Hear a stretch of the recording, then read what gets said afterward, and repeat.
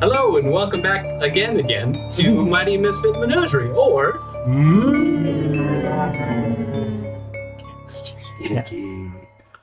tonight we're going to be playing Dread. Dread is a tabletop RPG that is focused around horror and suspense. Cast. God damn it. They didn't get the first one, they had to get the second. In Dread, the players will interact with the story that I'm creating through the tower, which is a generic block tower for other reasons. And from there, they will do... I lost my train of thought. I had it written down here. It was so nice. Do you have your ticket? Because you're going to ask for your ticket and your ID when that train comes back. What? He lost his train. of thought. See, the players will interact with the world through the tower. If they want to investigate a suspicious sound, they make a pull. If they want to exercise a mischievous poltergeist, they make a pull.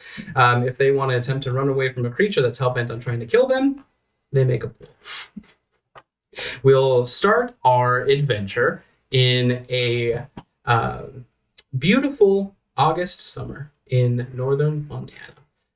As our adventurers, our group of people, head to a cabin. As they enter into the cabin, let's see if we can get some introductions. Who wants to go first? And by the way, when you introduce yourself, make a pull. Oh, fantastic. All right, go first. So No, I want to go first. Oh my god. Okay. And a few kind of rules out there for everyone on stream. If you attempt to make a pull and the tower gets knocked down either on purpose or by accident, whoever last touched the tower is out of the game. More often than not means they died. From there, there's a few other rules that we'll probably get into later. There's a few things around pulling multiple blocks or kind of self-sacrifice, but we'll get into those as they come up. So, I'm sorry. I was trying to figure out how to subtract this switch again. So we entered a cabin? Yep. So you are in northern Montana. Mhm. You all know that you came here for a reason. You're heading towards the Slash, which the Slash is the section between the U.S. and Canadian border. It's a 20-foot wide deforested area, purposefully deforested area that runs the entire length of the countries. And this is for specifically any hikers that are kind of going through, understand and know where the separation between the countries are. Terrible reason for deforestation. Is that real? Mm-hmm. Yep. So I'm assuming nobody else is there yet, right? No one else is there yet. If you're coming in first. So Jack kind of like rolls in and kind of like sits on a thing that is sittable, having slept in his truck because he got here really early this morning to make sure he was here on time. So he's unreasonably early. Okay. He basically just looks like me except with muscles. Just a big dude, burly, very quiet, very kind of centered. Just finds a corner and sits in it where he can see everything. Okay. Go ahead and make a pull. I wanted to make Now, it first because or this you looks have to really go- loose. You have to be- Rolls for the tower. So you can poke around the different blocks with two hands. You can see which one you want to do. Once you choose a block and start pulling it, you're committed. You can only use one hand to pull that block. That block then goes on the top of the tower. Jake. I learned Jake's childhood. Yay. Isn't there something also about it has to be a certain level? Yeah, so typically in a game like this, it's the lower 3 completed blocks. However, in Dread, as long as you're below the first completed block. You're just saying put the tower. There it is. Here I am thinking I'm so cool. I saw a loose one, so that's why I had to go first. Because my hands shake as a general rule, so I'm not excited about my Same. survival chances. So Would we move that, or because it looks like it's mostly on Rio, or is it not? I mean, it's good because it's going to get taller. so again, you have to be under at least the top full block. So in this situation, you can pull from that block there. Okay. Yep, Would and that down. be easier for it to fall? Dread, baby. Depends on what's below. You can at any time abandon a pull. So if you're midway through and you just don't have a good feeling about it, you can pull it out. That means in the story, you fail whatever action you're doing. But you don't necessarily die. You don't necessarily die. The block stays where it is. So if it's halfway pulled out, it stays halfway pulled out. Okay. If the tower drops and you were the last one to touch it, you die. That's right. Okay, I get it now. You have to win because we have to have a final go. Or are you playing a man? I'm playing a dog. Who's next? Lawrence Cooper. I'm an ecological consultant working for Ecology North America, a consulting firm that works across all of the Americas, despite the title I understand it's misleading, but the expansion occurred after the company was founded. I arrive in a Forest Service truck being brought up from a cabin that I was staying at down in one of the northern towns here for the last week, just kind of getting acclimated to the environment up here, getting used to what the area is like, the wildlife and whatnot. Has a hiker's pack, walking stick, dressed in what looked like brand new clothes for this environment, full Patagonia and North Faced out. Well rested, sleeping on a great bed the last couple nights, and opens the door with a good attitude. I'm looking forward to this. So please make a pull. It's a joy. There's so much suspense. And it's just started.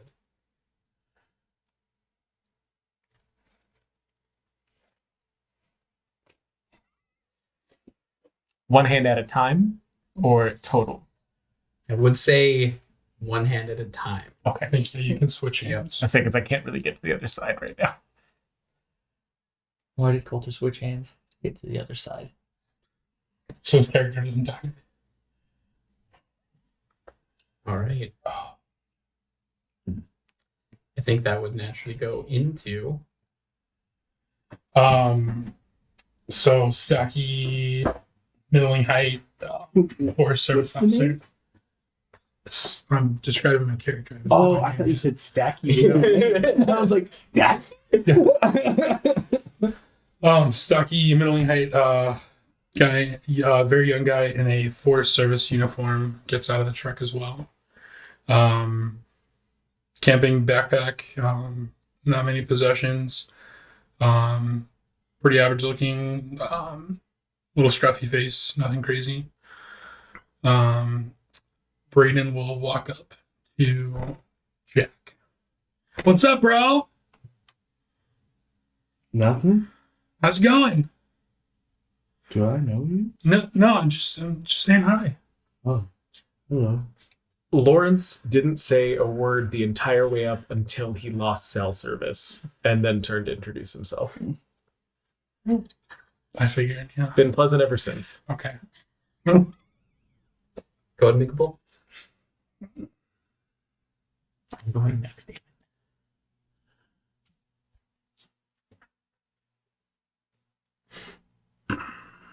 So shaky.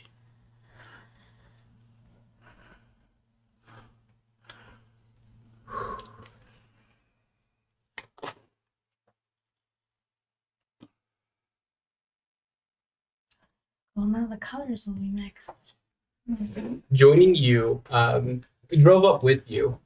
Your partner Nafis. He's been with the Forest Service for maybe 10 years, most of which being your partner. He is a taller guy, kind of broad shoulders, but pretty thin. Big black beard, shaved head, and he kind of is the same affect as you, kind of super awesome, super ready. Like, let's do this. Let's get this thing done. He tried to talk to you the entire time when you were on your phone, and you just ignored him. But he was Nodded politely. super Never stoked looked when you up. started talking to him again. That was awesome. Yeah. So he also enters. I don't have to pull for him, do I? Nope. I'm so sorry. I don't mean to be rude about this, but could you tell me your name one more time? Oh, it's Braden. Braden, thank you so Yeah. much. I appreciate that. And again, thank you so much for the. You don't have to. Oh yeah, stay. yeah, bro. I No, appreciate the ride, but. I'm part of this. I'm staying here too. Oh, all right. Great. Yeah. Great. Well, look Yeah. forward to getting to know you better, Oh Brandon. yeah. We'll all be out there in the slash with y'all. We're just gonna be camping out, and for the next 3 months, it's gonna be fun. I have no doubt. As you all enter the cabin, so it's a pretty nice cabin being this far north, and kind of no one else really uses this cabin other than the Forest Service for kind of similar reasons to this. Really big, kind of L-shaped deck, full of wood that's what you assumed was milled and made into lumber out here, and it just created the deck itself. As you walk in, Nafis kind of takes out the key and unlocks it with like the government issued keys. As you walk in, it's a pretty decent sized living space. Towards the west is going to be kind of a fireplace that's kitty corner. Towards the front of the fireplace is going to be a kitchen. Nothing too crazy. There's no electricity out here, so it's a coal burning fireplace. You have to kind of put in the wood and coal yourself to make the fire or to make any kind of heat. From there to the left, there's 3 bedrooms, 1 bath. The bath, they made it look up like a regular kind of bathroom. But once you open up the toilet, it looks like it's just a porta potty that goes down to a septic tank that needs to be cleaned out. But 3 beds, already there's 4 of you. So you'll have to figure out who stays where. I got a sleeping pattern. Sleeping Wait, bag. who's the 4th of them? Nafis. 1, 2, 3, and then Nafis. Oh, You're there. the You're there as there. Oh, You're there okay. as well. Yeah. Oh, okay. I didn't know if There's a couch. No couch. All right. Yeah. There are kind of wooden chairs that look ancient, that are clearly handmade. The lace on the back, the wooden lace made out of veneer, is coming off. But other than that, it's a relatively nice place to stay. You're not going to be here for a long time. You're gonna probably head out in the morning to the slash, but it's a good night rest. So, who's next? I'll be next. Later in the afternoon, after you guys have probably gotten settled in, you're gonna hear. In that case, can I do something before we do that? I'm sorry. Go ahead. You said later in the afternoon. I was like, okay, so as soon as we get in, Yep. I'm going to go and check the fireplace. And then trying to be helpful, I'm going to look up with my, I'm assuming, flashlight, Mhm. because I said lumberjack here. I'm going to look up there, and then I'm going to reach up and take a nest out, Okay. and then kind of take it outside and climb up a small tree and put it in the tree. And I'm like, fireplace should be good to go. Takes note. Thanks, bro. You see along the side of the cabin is where they have most of the wood stored. It's pretty sparse. You have maybe 5 or 6 logs that'll last. Oh, then I'm gonna spend the rest of the Yeah. afternoon chopping firewood Okay. because that's easier Mhm. than talking to Forest Yeah. Service people. There's a bigger towards the end of, or the back side of the cabin. There's a bigger shed that has cut down halves and quartered trees. So yeah, you can take your chainsaws out, kind of get to work on that, and start splitting firewood. Yep. How much are you trying to do? Just as much? I'm literally gonna do it until somebody who knows how to talk comes. Okay. I didn't say it out loud. So later in the afternoon, you guys are gonna hear as soon as I get probably 50 yards, 100 yards from the cabin, you're gonna hear the truck before you hear me arrive. But it's an old lifted Chevy, rebuilt motor and everything. Definitely still carbureted, and it's gonna be loud as it pulls up.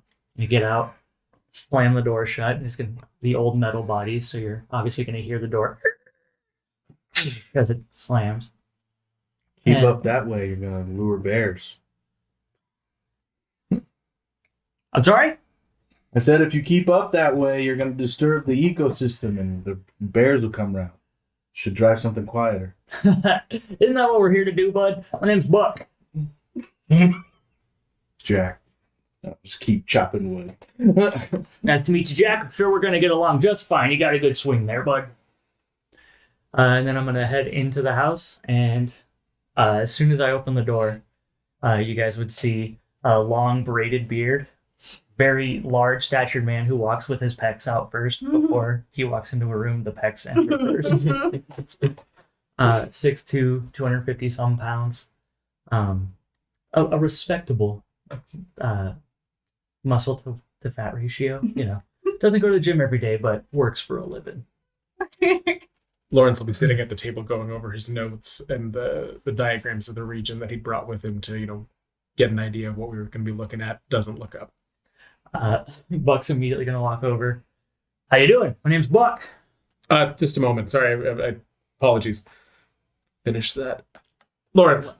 Alrighty then. Sleeping arrangements? Have I missed out? Had some carburetor issues, but I think we were getting waiting by. for the last of the folks to get here before we set everything out. But only 3 beds, and there's going to be 6 of us. So somebody's either shacking up or taking the floor. Well, I ain't going nuts to butts, but we'll figure it out. And I'm gonna set my stuff down. And you said there's no couch or anything? I'm gonna make my way back outside to Jack.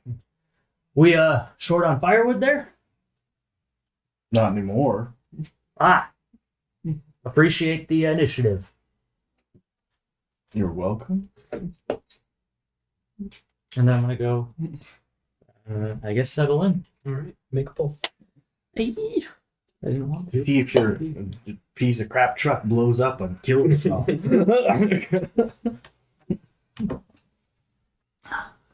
I'm at a bad angle.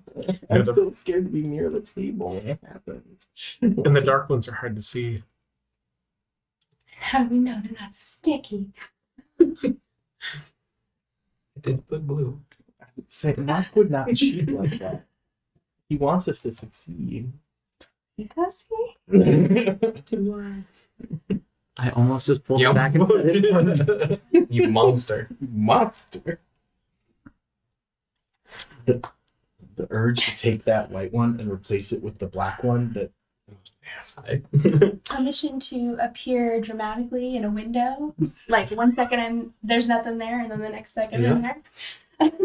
Okay, so you see a woman in her late 20s. She has long red hair looks tangled, like she hasn't brushed it. She's wearing all black, but looks like she's wearing a lab coat, backpack, and yeah. So she's staring in the window at you. What? And then What? she sees you looking at and so she'll go into the door. Hi, Brandon, what? it's Braden. There's someone in the window. Hi. Sorry to startle you. It's okay. Hello. Hi, name's Buck.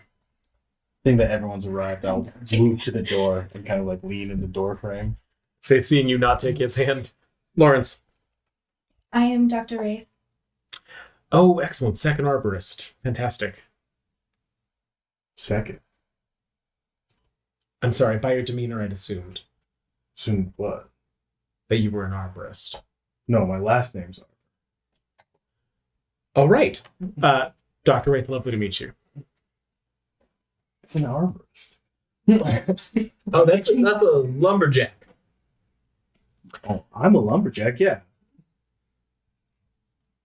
I prefer lager. It's just fun. It's my favorite beer. It's what I do. It's the life. It has Jack in the name, so I like that one better. Notes changed. Why are you taking notes? It's always better to be on top of things. You You never get know a what you're better gonna swing need. if you're underneath things. And you get better angles from the side. Perspectives are always important. If they're correct. Has anyone started a fire? No. So I will, eye roll, but only to people. Before that, Okay. Oh, yeah, Oh, yeah. I'm great. so sorry. Oh. let's make a pull. And also finish your intro if you had more.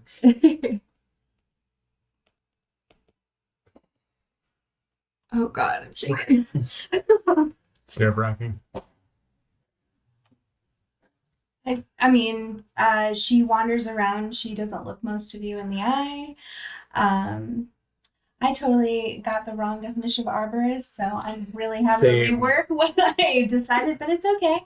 Anyway, so she's just walking around oddly. She's What outside. is an arborist? I also assumed it It's was a a tree lumberjack. I didn't scientist. know that. I thought it was a tree scientist. Yeah, so- It's a tree scientist, but in this situation, they hire arborists to deforest the Okay. the. I'm slash. just gonna go that Yeah. I am a scientist, but that I am lumberjacking for this.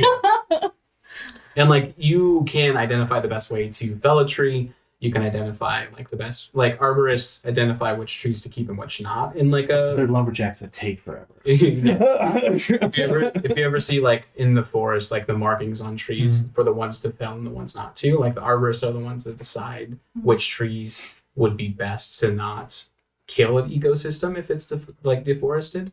But in this situation, your arborists are being sent out to this specific portion of the slash to deforest it. Okay.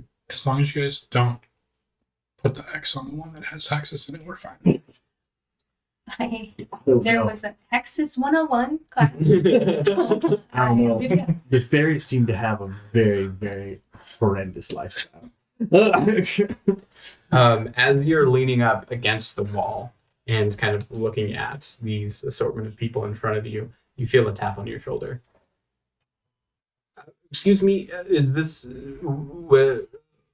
oh yes, friendly face. You see kind of the visage of Caldwin.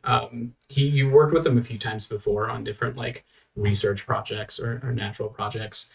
He is a little shady, kind of shifty. He doesn't really do much work, but he takes a lot of the credit for a lot of the projects that you've seen. So he kind of goes up to you. Oh, this is good, nice to see a good face. Excellent to see you as Yeah. well, sir. What do we got here around? We got a few good people, looks like. Yes, we have three arborists, I suppose. One with a scientific background. We have two of our lovely Forest Service hosts. This is Nafis and Brandon, and then of course the two of us. I move to start the fire now. Okay. You're starting the fire? Mhm. Make a pull. Ladies and gentlemen, this is my colleague Caldwell. Caldwin. Caldwell. Yeah. Fantastic consultant, very knowledgeable in the field. I've spent most of my time in the global south. Caldwell here has done a lot more in the local area. Yeah, bits and bobs. Don't But- tell yourself but short, sometimes. friend.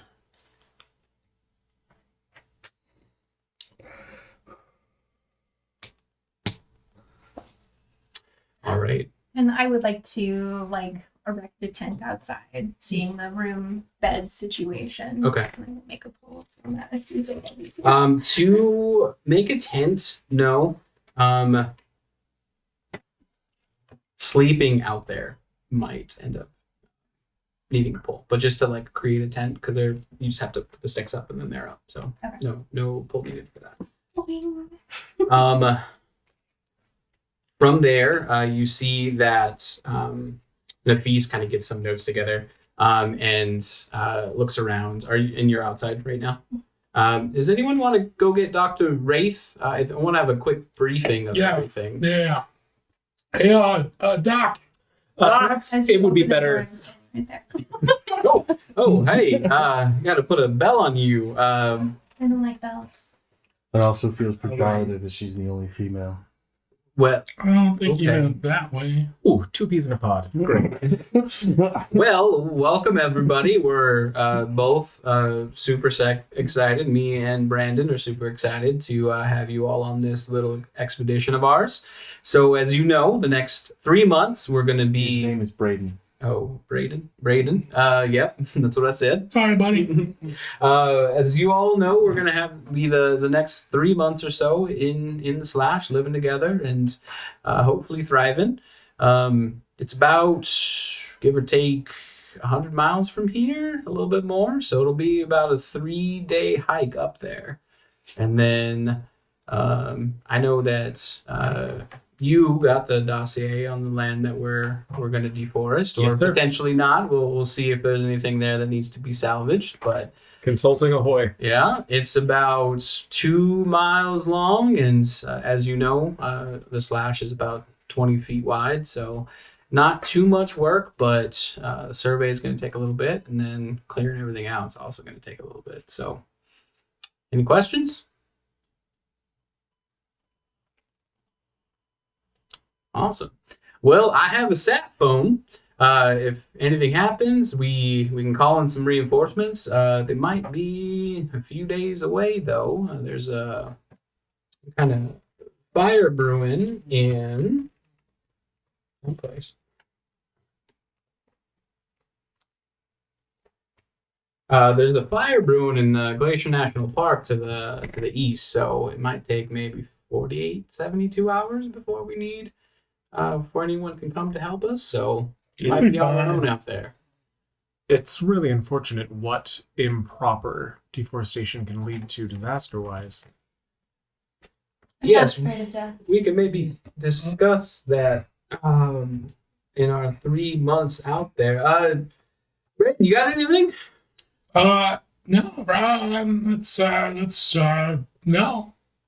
All right. Well, why don't we all hit the hay and we'll get an early start of it in the morning. Sooner we get out there, sooner I'll be happier than a pig in shit. All right. I will just sit. You said there was wooden chairs. Mhm. No matter how uncomfortable they are, I will sit, take my baseball cap over my head, and just cross my arms. As you sit down, like portion of your back and like half of your ass cheek is hanging through the chair. But yeah, you're able to kind of like lean back. And Once everyone else goes to bed, I'll just sprawl out on the floor. But I'm gonna set my bed pad out there. So Dr. Wraith, if we could have a word before you turn in. Of course. Thank you so much. Perhaps we can step outside. I prefer outside. Oh, much agreed. Well, he's checked out. You're not. I'm laying down reading something, probably. Well, sounds like there's an open bed. And then I'm gonna go just blatantly grab one of the beds. I Even would if say- all three have been claimed, I'm as just soon as gonna he leaves the room, I will say conspiratorially to you, thank the Lorax. Caldwin, wouldn't be the first time we've had to share.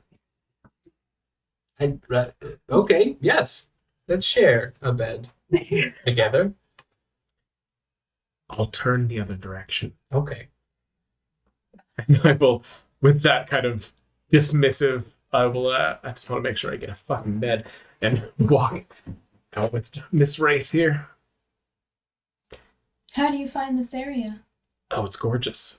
I don't get to spend a lot of time up here, so it's nice to get to experience something a little bit different. I wanted to go over with you based on what I assume is your background, a little bit about the plan that they've set forward here. I'm not really confident in the route that they've chosen, nor in the accuracy of the previously done surveys. I honestly am worried that we're going to cut down the entirely wrong section here. That would be terrible. If you would just keep an eye open and make sure that we're, putting what's important forward. Yes, my first priority is the safety of this forest. It's a terrible reason to get rid of so many trees. I agree, especially if they're doing it in the wrong place entirely. And I just wanted to make sure that we were on the same page because I trust your expertise. Thank you. You really know me, so your trust is strange, but I appreciate it. Well, it's You hear a strange noise in the woods that kind of stops the conversation dead. It was pretty far away, pretty distant, but it didn't really sound familiar. And you've been in the woods a lot. That was strange.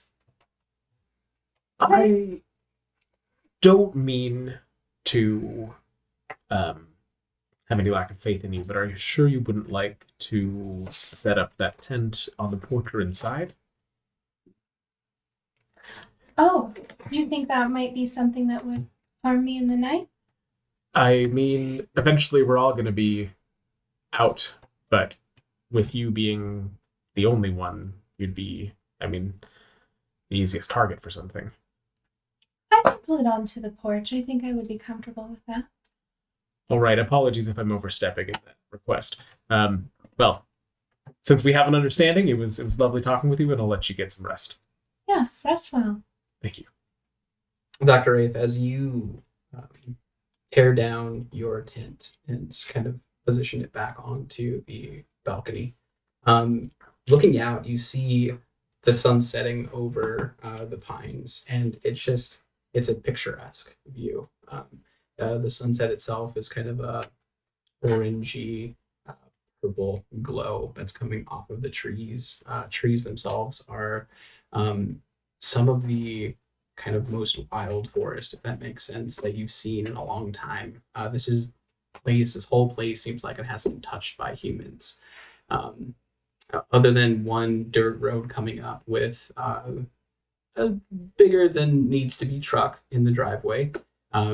As the sun sets on this place, it's just absolutely beautiful.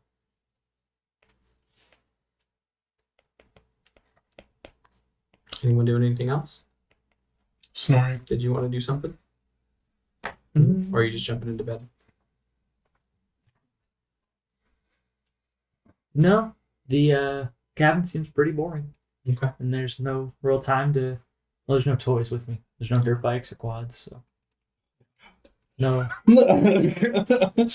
pretty girls wrestling in the mud. Kind of boring. Oh, God. All right. All right. If no one wants to do anything else this night, I will.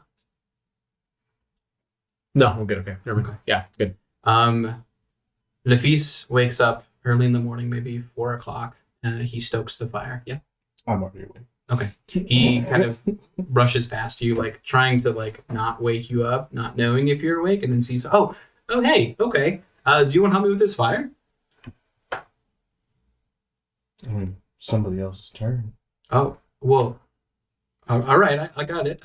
And he kind of like goes outside. It's a little chilly, so he like pulls over a jacket and then brings in an armful of logs and stokes the fire and gets it up and running again. I'm gonna go check on Race. Oh yeah, she was out there. She's right on the porch there. She seems like she's still sleeping. I'm doing light stretches. Oh, she's up. Yeah, she's stretching in the front yard. You okay? Yes. Did you sleep well? Good as I ever do. Anybody bother you? No. Who would bother me? Buck seems like the type. Which one was he? Doesn't matter. And then I'm gonna go back in and start breakfast. Okay. As everyone rouses. Probably not till 6. Yeah. Okay. 6. I want to make sure I'm up Half the before Caldwin, but it's like as late as possible so that I'm still dressed before he's up. Okay. What time is sunrise? Sunrise right now is going to be around 5:30 or so, maybe 5:45. Okay. I'm going to be getting up not at sunrise, but right as the sun fully comes up over. Okay. It's the internal alarm clock. Okay. As you see it kind of peek in the crude window that's right next to the bed. Sitting up, you kind of take a big breath in and you feel that kind of natural air, not polluted by anything, really kind of fresh and from the earth. It's a little cold out, so you kind of feel that pang as you breathe in a full breath. Not enough to hurt, just enough to kind of tell you that you're alive. Ah, just what the doctor ordered. It's going to be a good day. Going to be a productive day. And I get up and I get dressed. No boots on yet, but Okay. yeah, ready to go in a couple minutes notice. And I'll just make my way out to the common area. Morning, everyone. as everyone kind of shuffles into the common area, Caldwin being the last one up and in, as he kind of puts gel in his hair and like fixes his coif. And he comes in. If he says, "All right, good. It's a little later than I would have hoped, but everyone's up, so I think we first should kind of take charge of our assets and see what everyone brought. Maybe. Oh, thank you." Well, I was putting it down for the new guy who just came to the table, but that's fine too. So I was under the impression that camping supplies were being provided. Is that? Yep, we're gonna walk out the camping supplies as we go. Okay, we have a few caches of food on the way out there, and then water. We in a few of the caches as well. We also have purifiers, so we could find a nearby lake, purify some water as we're there. Rations that are going to be MREs, so nothing pretty, but it'll do the job. Won't be the first time. I will say it's going to be a pretty heavy hike out there. There's not really any game trails or anything, so we're going to be wading through a lot of underbrush. So I would say pack light, only the necessities. Means no hair gel. As he like puts it in his pocket. Do we want to go over inventories? See if we have any duplicates we can leave, or duplicates that are necessary. I just lay out. I have a simple pack for camping. I have animal traps, some like pheromone centers. That's what I have so far. Keep going.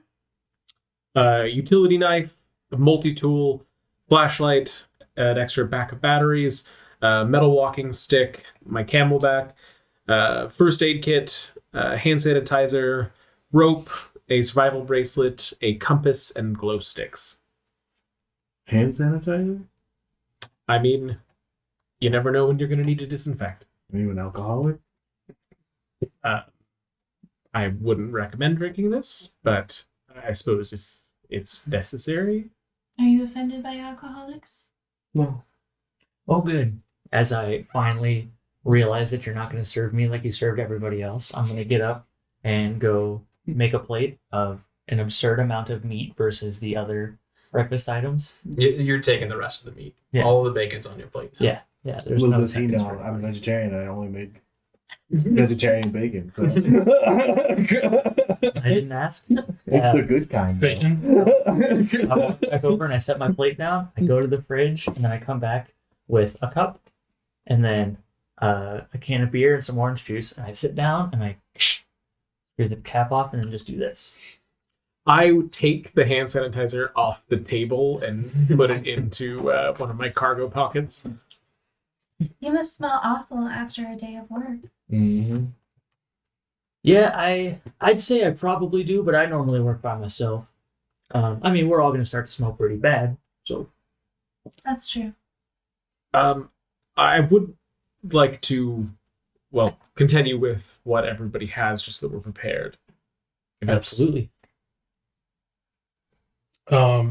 Standard camping stuff: bedroll, sleeping bag, tent. Some of the same stuff you've got, but also I feel like since we're doing underbrush, prepared with a machete, and a shotgun. Some shells. Do you set that on the table? Yeah. I'm assuming both me and Buck have sidearms, so. As soon as nice Mossberg. Sure. It's what my pappy swore by. It's state issued, so I mean, Yeah. I tend to ignore the state when I can, but Well, on that note, I will remind everybody that whilst in the U.S., we are, it is our jurisdiction. So anything that illegal happens, we will deal with it. At that point, I'm going to slip out a pair of handcuffs and put them on the table. We're greatly in appreciation of both of your service and feast, Brandon. Brandon, bro. Okay. I suppose my other question, aside from Caldwin and I here to observe and ensure that things are being done in a fashion that is ecologically prudent, as far as between our lumberjacks and arborists, I assume that Dr. Wraith here, with the educational background, is going to be making those decisions. She's the boss, not you. That's what I'm making clear. Why are you the only one who's talking?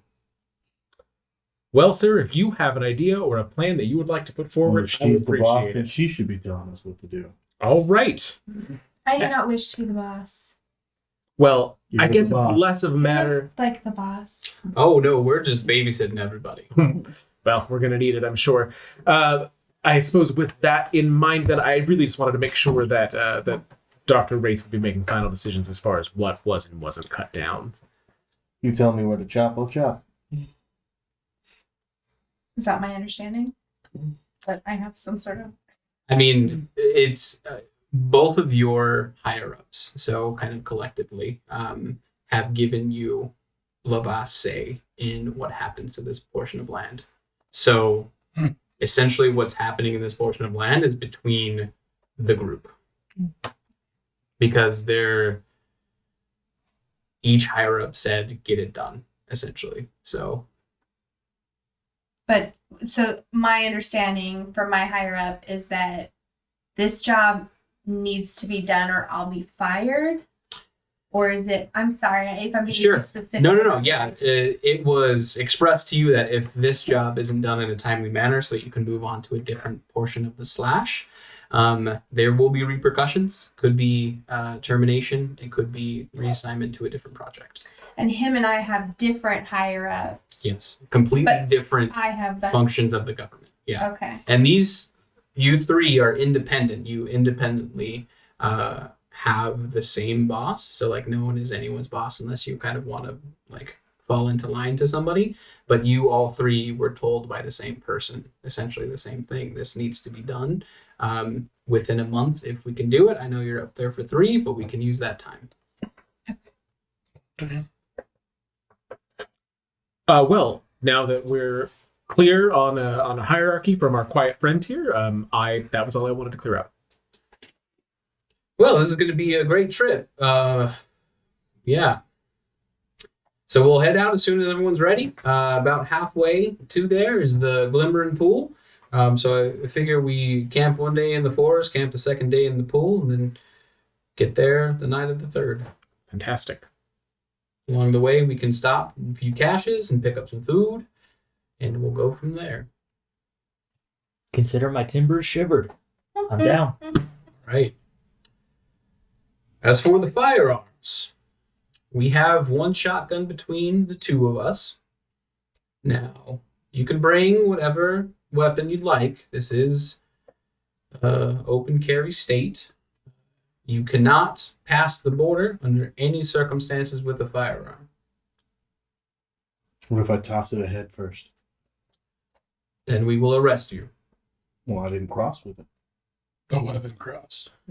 All right. Well, if we're done with the absurd and strange questions, I'm personally ready. One last thing. Again, there's a fire happening over by that one place I said. Glacier National Park. Also, Take a note. grizzlies have been pretty active in the area, so watch out for grizzlies. We have bear spray on us if we need it, but worst comes to worst, the shotgun. So I would hate to kill a bear. it does that every time. Brandon, I like you. It's Braden. His He name said is it very 4 clearly times. Brave. Got it. I don't Sorry, think- I don't even remember what his name is, so it's cool. And you do not need Makes to. sense. That's fair. You think we'll see some grizzlies? I know. I hope not. So 9mm casings are effective, but they're not as effective. So I'm curious to see if the 45 works. Shooting a grizzly with a 45? Mm-hmm. Why wouldn't you just scare it off if you have a 45? You're just gonna piss it off with the 45. No, I said the 9mm works, so the 45 should be even better. Unless you have a shotgun, you're going to piss off the bear. Listen, my friends Smith and Wesson are excellent. There's a lot of compensation in this group. What? Penis size, I think, is what he's referring to. Well, Nafis, I don't lead the have a way. penis. You'd think that you'd have the most compensation, but you don't. Probably the least, honestly. Just tops off the beer and crinkles the can. He kind of puts the sat phone in one of his cargo pockets of his pants. He has a pretty streamlined bag. You see he packs in his tent kind of a smaller hatchet, hand axe type thing. Along his side is kind of a bigger, maybe 6-inch side knife. And he kind of saddles it up, clicks it into place. All right, we ready to go? Click, click, click. Just one buckle along the waist. Click. I have one of those ones that bounces Nice. and a ridiculously expensive tent and a really nice chainsaw, my axe, my little tree spike things that go on my boots, that little metal thing that I wear like a belt. And then, did you bring a chainsaw? Mm-hmm. Okay. Is it a nice one? It is a nice one. It's got its own plastic case that's been like form molded to it, and it hangs from the pack on the side. And on the opposite side, I have my ready hatchet. It's not like clicked in; it just kind of hangs, but it hangs really well. I go to my truck and I scoop out my more nostalgic chainsaw and I offer it to you. Thank you. How big are these chainsaws? Mine's pretty big, Okay. but I'm packing light and everything else. So it's like mostly chainsaw and then like whip Chainsaw, my axe, and then like my tree climbing gear, Okay. and then like some survival stuff. Did anyone bring? Did I see anybody pack like a camp stove or anything like that? I probably would have that. Yeah, Well, between we're doing MREs, aren't we? So yeah, but you can still heat up like we- the stuff. Water and Yeah. stuff. Yeah. But between like Nafis and Brayden. Yeah. So I leave all my other fancy Okay. camping gear. In my truck. I will say that there is not really a place for gasoline out here. So you have one tank of gas in there, and then you have to switch to manual. Okay. Okay. Who looks like they're carrying the least? Everyone's pretty packed up. Even this guy. I feel like more so Even than hair anybody, right? I understand that I don't look it. But Oh no, I didn't say that out loud. No, That was just. I'm sorry. It seemed in character, but Yeah, as far as like you have the tank of gas that's on the actual chainsaw, and then for pistols you have I would say one magazine each. Mm-hmm. And then for the shotgun we have 5 shells in the shotgun, and then Nafis has an extra let's say 5. That's one magazine in. Okay, not one spare. Nope. So 12 plus 1. What All you right. got? I guess my 2 spare mags that I keep on the opposite side of my belt. I guess that's too much weight, so I put that aside. I wish I prepared more. Yeah, you do. how is the grizzly population up here? I'll ask Nafis as we're starting to hike. Yeah, as you're kind of like heading out of the cabin, he's like locking it up, locks it with the key, and then makes sure it's locked. The last year or so, they've had quite a few more sightings. There's not many people out here, so bears aren't really scared of people, as kind of mostly towards the south they are. It's tough. It seems like the food source is running a little thin, so anything they can get, they try to bite. So if we see a bear, it might not be that pretty. Cutting through the tree line can't be helping any. Yeah.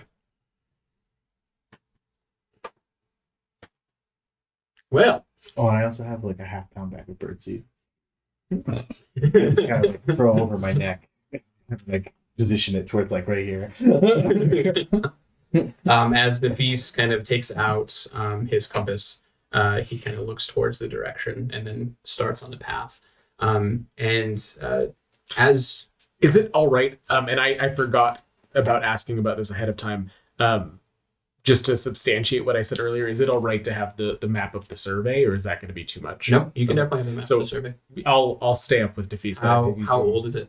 It's whatever was given to me. Okay, So, so whatever the government or the company gave me. So this specific portion of the slash has been in like contested from both governments, the U.S. and Canada, for maybe nearly 10 years now. So your map is probably close to that old. So we'll say it's like 7, 8 years old, something Okay. like that. So the last time a survey came out here. Okay, so I think maybe that's part of what I've been doing as far as taking notes and whatnot, is trying to go through it like piece by piece and try and figure out if I can tell what's right and what's wrong. Obviously, it's only going to be limited, but I'll walk up with Nafis to kind of follow the survey map that I have then. And as you walk about half mile away, it's pretty easy terrain. Around the actual cabin itself, it seems like it's well worn, well walked. So really easy trail going north. Past that half mile, like you said, it's just trees. As you look ahead, there's no real empty spots on the ground to walk. You're walking in between different trees, different shrubs. You're kind of moving stuff aside that like pushes back at you as you move across it. These next 3 days are going to be a pretty tough hike. God, this is gorgeous. Anyone doing anything? As we started off, I probably would have made some conversation with Brayden. And I then almost corrected you to say Brandon. So just so many people doing that joke. and the second that you responded in conversation, I would have just started talking about myself. I would let you. Yeah, tell you about the time I went to see Alan Jackson perform over in Illinois. It was a great road trip. Hammered through a 30-pack just on the drive. Met a fiery little thing from Kansas that made the drive as well. Bullocks. Dr. Reed, what Bullocks Oriole. color are you marking with for this? Uh-huh. Do you have a safety mark and a dead mark, or just a dead mark? I have both. Bullocks I Oriole. use red In that tree. and purple. Red and purple? Okay. Excellent. If you Cool story, bro. It's a real bird. It's a Bullocks Oriole. It lives in Montana. That's a good sighting. since I won't be much help with any of the chopping equipment, if you want another hand set for the marking, let me know. Absolutely. I'm very uncomfortable with the idea of being the boss, though. Will you be the boss? I mean, I'm happy to take the lead and defer to you. I think you have more of a knowledge of what needs to be done here. Okay. I will do my best. If you prefer me to take general charge, and you can, rein me in if you see something not right, then I'm happy to work with that as well. I guess I don't understand. I don't see much time for conflict. And yet everybody has alluded to much conflict already. Well, this is less me seeing a matter of conflict and me trying to make sure that the right tactics are taken ecologically to make sure that what we're felling and leaving is appropriate. That was why I identified you. Okay. I care about the environment as well. Excellent. But I worry about the consequences of not getting this job done. I Do you have any consequences? I mean, I can tell you that being on the payroll, as it were, I would of course love to see this completed as planned and necessary. Okay. You let me know about that marking. I will. As you're going forward, Nafis has the shotgun just like muzzled down along his shoulder, and you see him stop, and he's kind of leading the pack, and he kind of shows everyone to stop. He leans down and checks something on the ground, and when he comes back up, his shotgun is off of his shoulder, and he's pointing it down, kind of in a ready position. We got bears. And then you just hear a handgun. This is when you wish that head office. All right, buddy. I think maybe we just hold off. I mean, I'm crouching behind you. As everyone kind of moves past this point, does anyone want to look at the ground? Yeah. Go ahead and make a pull. All right. I'm gonna put on my tree stakes in case I need to get up. So you see me start going up a tree, you just grab onto my shoulders. No. Bears can climb. Bears can faster than climb. they Can run. Probably faster than you can. Still can't use both hands together. And there's 4 people down here who won't be in trees. Trying to outrun everyone else. You look on the ground and you kind of kneel down as everyone's passing through, and you do see it's pretty apparent, since there's really nowhere in this area. There is a large, maybe 10 feet across, portion of the grounds and grass that's just matted down, where it seems like a large animal was just laying there. And then you see, kind of, if you look closer, you see tracks, large tracks leading away from this spot. And they look like bear tracks? Yeah, they look like bear tracks. Okay. They have the very big, but yes, they look like bear tracks. so I imagine, I feel like I'm gonna be at the end because Nafis in the front and I'll be right at the rear. As he crouches down and I pass him, I'm like, rah! Buck spins around and shoots it. There's no actual bears there. Okay, so I will go evaluate the tracks and try to identify what kind of bear it is. Make both. Yeah, I feel like Lawrence would burst out laughing. So would Buck. God, Braden, that I appreciate your spirit. I mean, we're gonna be at it for a while. We gotta make fun, right? Keep it light. Yeah. Love it. This Good is time. a very large grizzly, fully grown. Based on the size of the imprint and the paws, he's probably maybe 6 feet, 7 feet long. I relay that to everyone. Well, while you're looking, like, what do you see, Doug? And then A large grizzly was here. At least 6, maybe 7 feet long. Probably an adult male.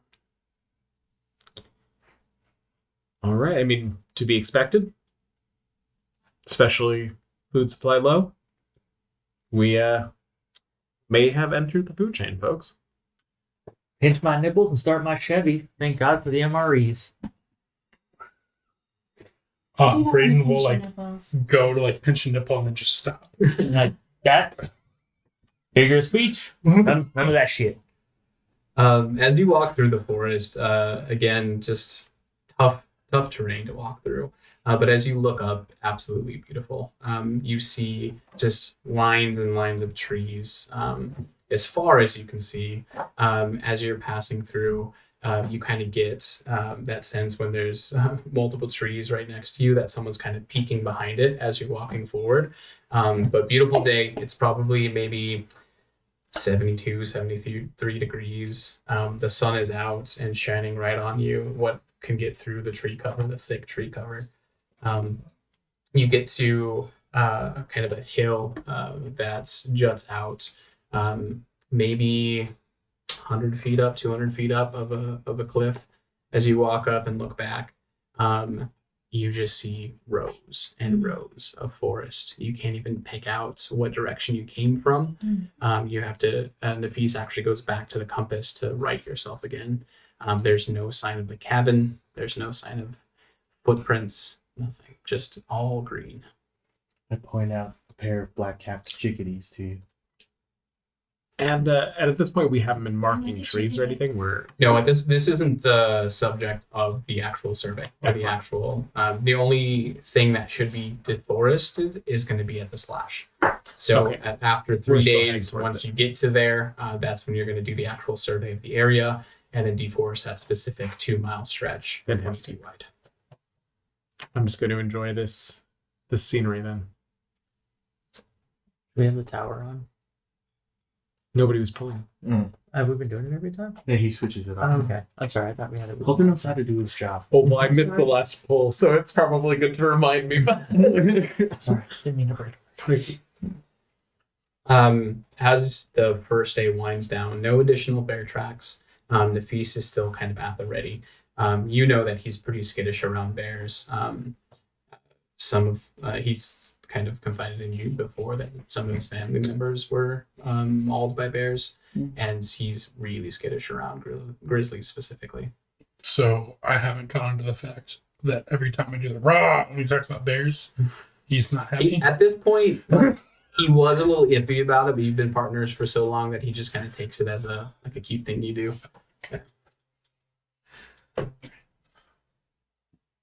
At this point in the day, you see kind of the sun going down over the tree line. Again, breathtaking view.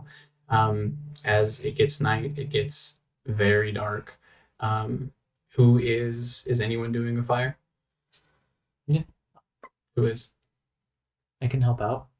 I don't know if Jack is gonna let me. I just started doing it. Oh, Whoever has to make a poll. That's Well, And you said from anywhere? as long as it's not the top completed block.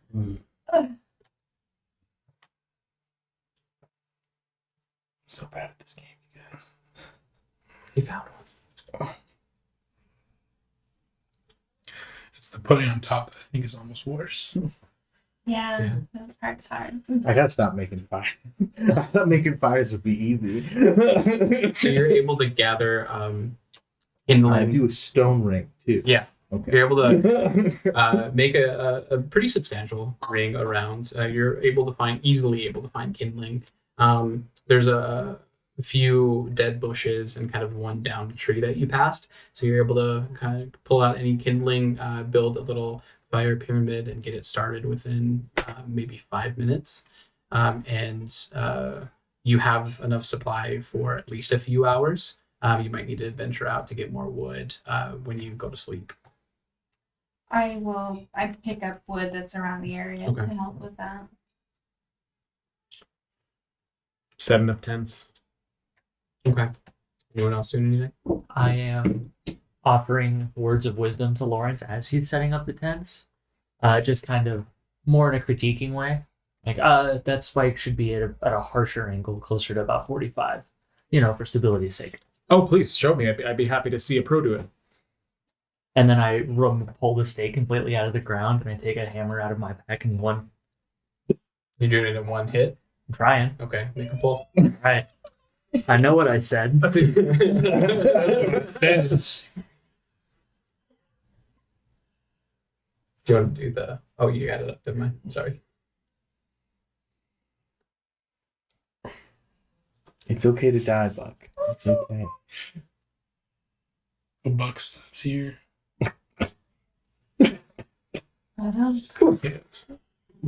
Okay.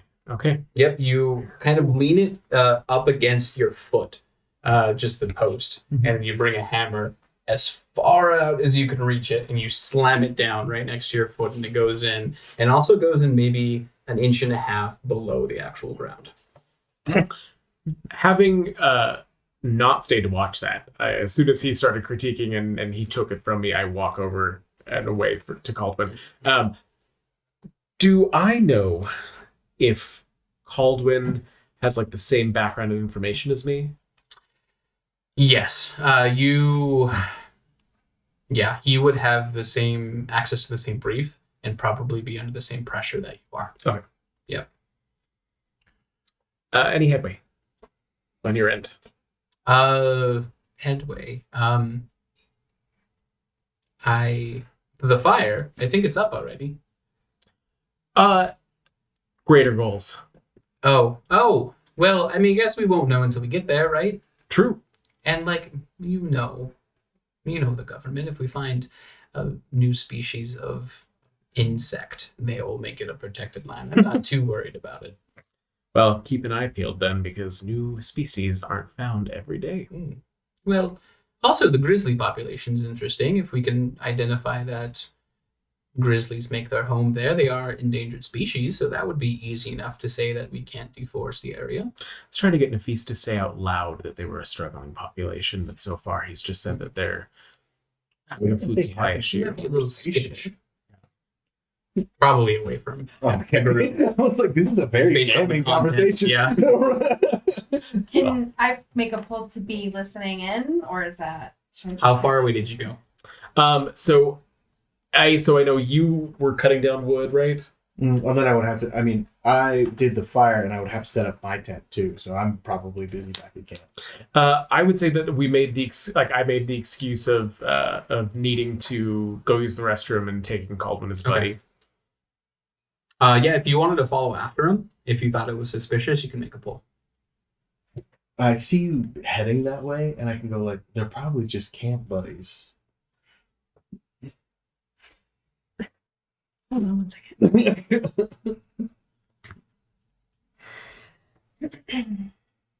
What does that mean? Camp They just buddies? keep sneaking off to be alone. One of them wears hair gel. Best to not walk in on that. I probably have. Fair warning, I am going anyway. As you go, you hear bits and pieces, but you get the gist that they're looking for a reason, which you knew. They're kind of here to see if there's your higher ups kind of said that they're just there to just kind of for publicity, that they should be kind of they should be helping you out or your organization out and trying to deforest it. But from what you heard, that's not their motive.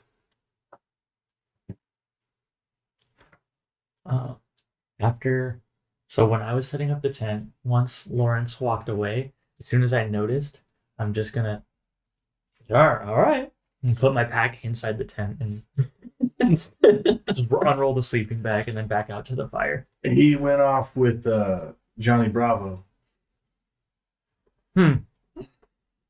Wonder if they're summertime friends. I think they're camp buddies for sure. Yeah, power to them. Just not There's my only turn. so many right hands out in the forest. You don't have a left hand? No, I got 2 right hands. I got 2 left feet. Ha! So you're just making fun of my disability then? We all have to laugh at ourselves sometimes. Yeah. Sorry if I'm offending you. Just a precious snowflake, and I can't handle this kind of heat. Your words, not mine. Well, I, for one, feel refreshed. Nice to get a little bit of a walk. Sure you do. I bet you do, friend. Did you Knowing go to camp? No. I was city boy. I never went either. That explains a lot.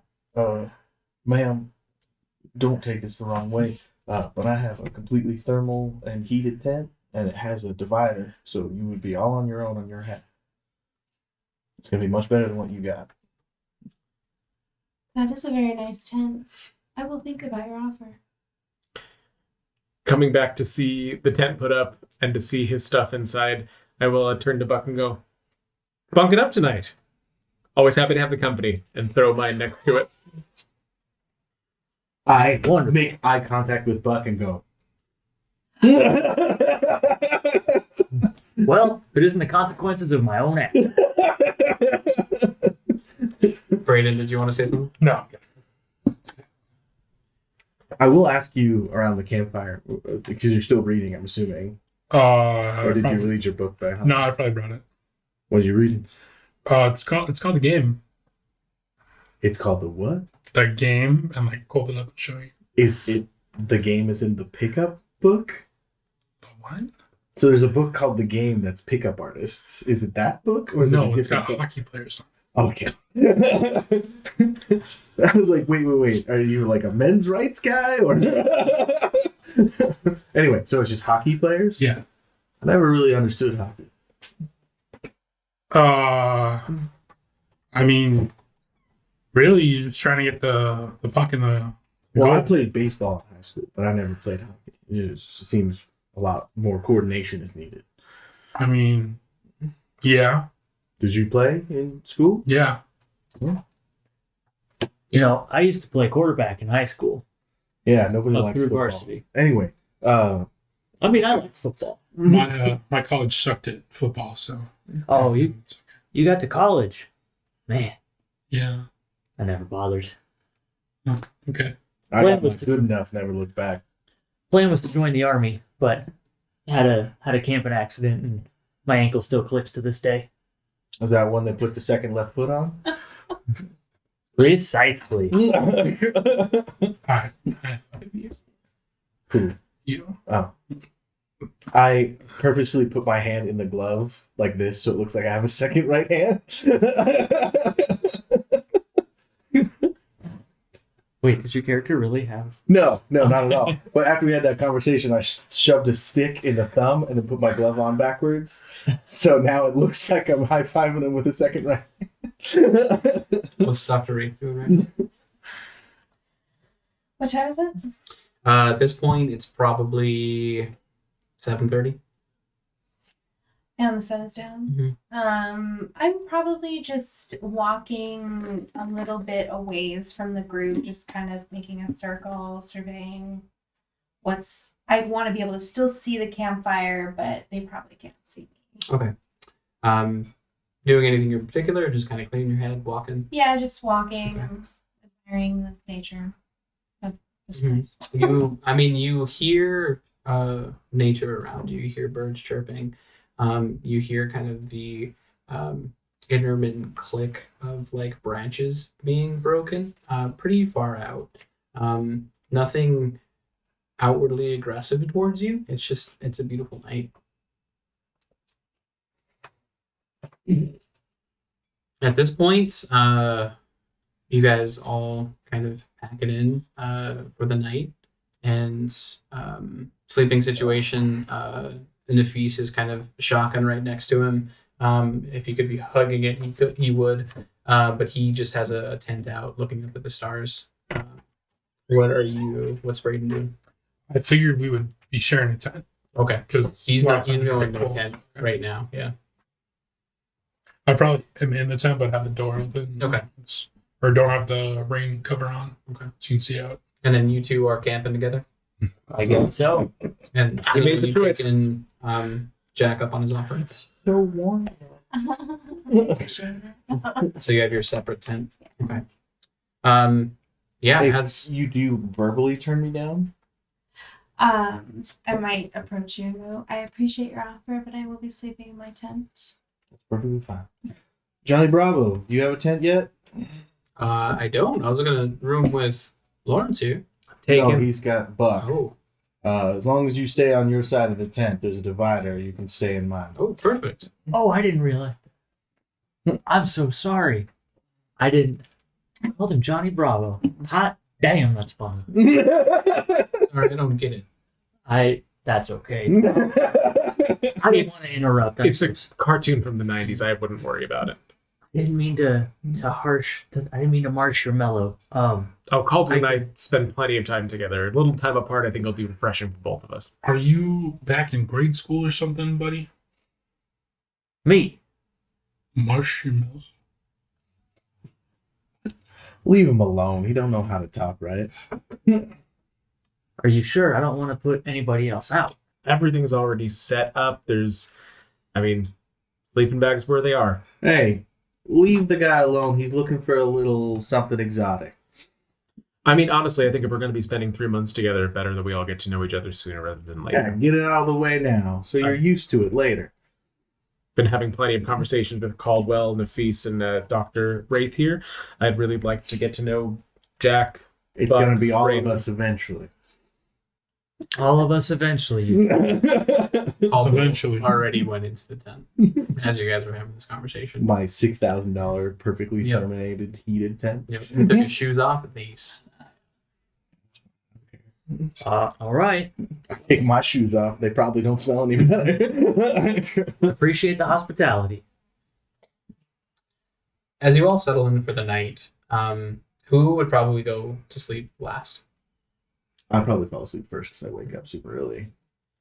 I would, say you or me. At some point, the two of you hear kind of a distant sound in the forest.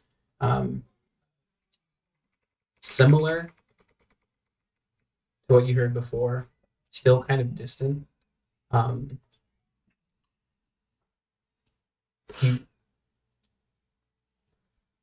Raiden, are you familiar with that sound? I mean, it sounds like a woodpecker. Night? I don't know. I only bring it up because I heard it back at the cabin as well. It was distant and still distant, but it seems a kind of a unique sound to me, at least. I'm, again, not familiar with this area as well. I mean, do we think it's cause for alarm? No, but being that it's continued for multiple nights, just maybe something for the Rangers to note. I figured if you didn't hear it last night, well, now you know it's continuous. I'm sure it's nothing for alarm. All right. Well, you sleep well. You too, buddy. As you go to your respective tents, you finally kind of nod off after just kind of taking in the day, taking in these people that you're going to be spending the next 3 months with. It takes you just a little bit to fall asleep. You're woken up what seems like just a few minutes later of Nafis kind of hurrying into the tent itself, zipping up the tent and just having it shotgun right at. Well, And you hear as you can tell, like by the light of the fire, there's a figure shining on your tent. And Nafis kind of speaks up, kind of louder than normal. He says, "If anyone's awake, don't get out of your tent." As this kind of figure, you hear it kind of scratching at the fire. You see it kind of go over towards one of the tents and shakes it as your tent begins to shake, as this figure kind of bumps into it and wakes you up. Okay, so exiting the tent, I'm zipped in. So I'm just going to try and stay limp. Okay. And he says again, "If anyone can hear me and is awake, stay inside of your tent." I'm assuming we were good little boys and girl and put all of our supplies up. Yeah. Okay. If not, Nafis would have made sure everyone tied up their food so that nothing is out for the bear.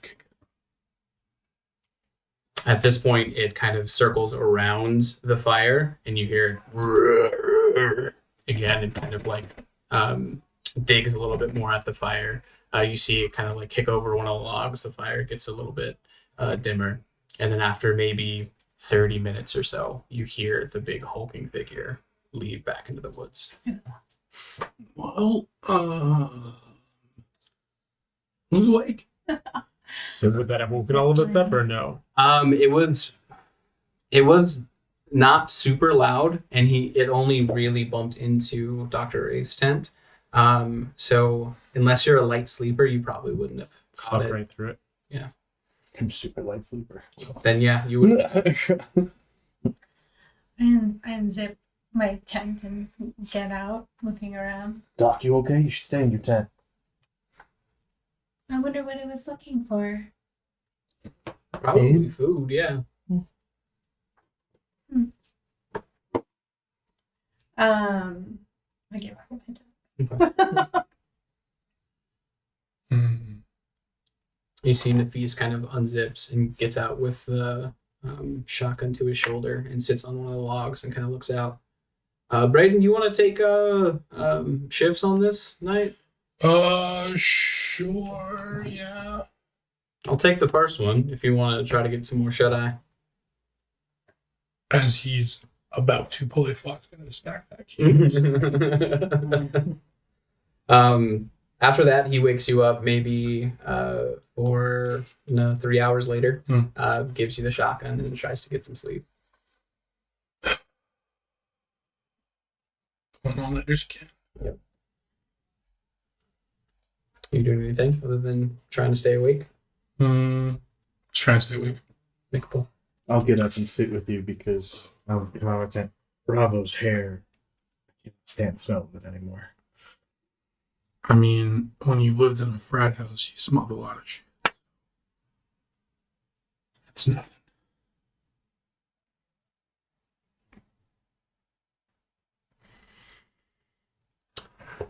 You're a little extra tired, both of you, in the morning, but you just take maybe 2 more cups of coffee, and you're all right to go. But that was a scary encounter. As you two wake up, you come out. What do you do? As, God, that was as you see back to back, you see Jack and Braden sitting on a log, kind of looking out into the distance. Braden has the shotgun against his shoulder, pointing it down. We missed something? Bruh! That's what we missed. oh It's a little tactless, but yeah. Everybody okay? well. It walked through our camp and then left. Unfortunately, Bravo didn't make it. Dragged him out in the woods. Never see him again. Really? When did that happen? You Call see as him? he pops out of the tent with his hair straight up from the gel, his like eye mask like half up. What happened? Oh, sorry. Ah. Wishing real hard. Bucky boy, I think maybe you and me need to pick some lighter sleepers for bunkmates. Understood.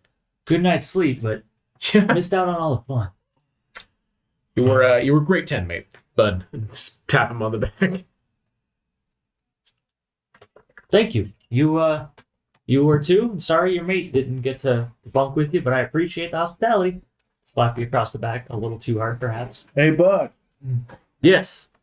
You still got your panties on? Sure do. One down. 90 more to go.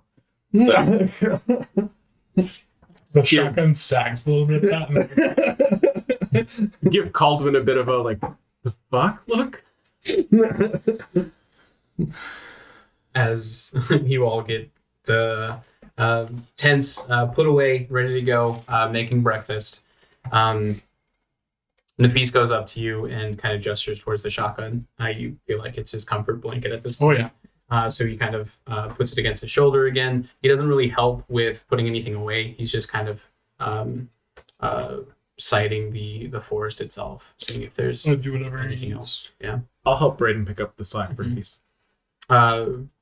Nafis kind of puts he gives you back the shotgun for just a few minutes as he digs maybe a 4-foot hole to put like the food scraps and everything else in, just to be super safe, and then kind of asks for the shotgun back.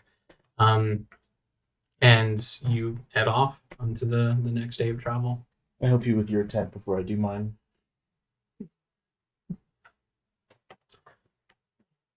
While we're walking, I will... Nafis, it's probably something super minor, but do you know... are you familiar with the sound? I don't know if it's like a bird or what, and I'll try and like make the noise. How well do you want to make it? I'm not super concerned about it at this point because it's weird enough Okay. that I don't necessarily think that it's like a danger. It's just weird. Okay. So yeah, you try to make the sound and it doesn't really come out. It comes out as like a, which like doesn't, it's not really the same thing. So he's like, Squirrel. I don't know, it was I'm not doing it justice. I apologize. If I hear it, I'll point it out to bird you. of some kind. I I don't don't know. know. It's this very like it's almost a rhythmic kind of tapping, clicking sound. But if Did you hear the sound again? yes, the same one that we heard at the cabin. It was last night. Braden and I were outside, and it's distant, but it was still there. Odd. Yeah. Maybe you know this bird, and I try to make the sound to you. How well are you trying to make it? Pretty well. Make a pull.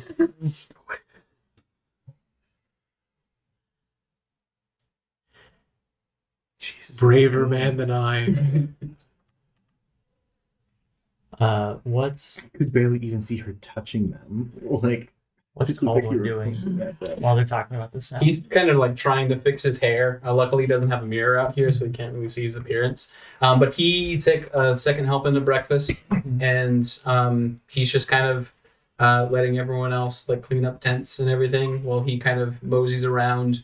He starts to put out the fire, but he does it super slowly, just so that like Caldwin. yeah. As everyone like finishes their work, then he finally puts out the fire. He says, "All right."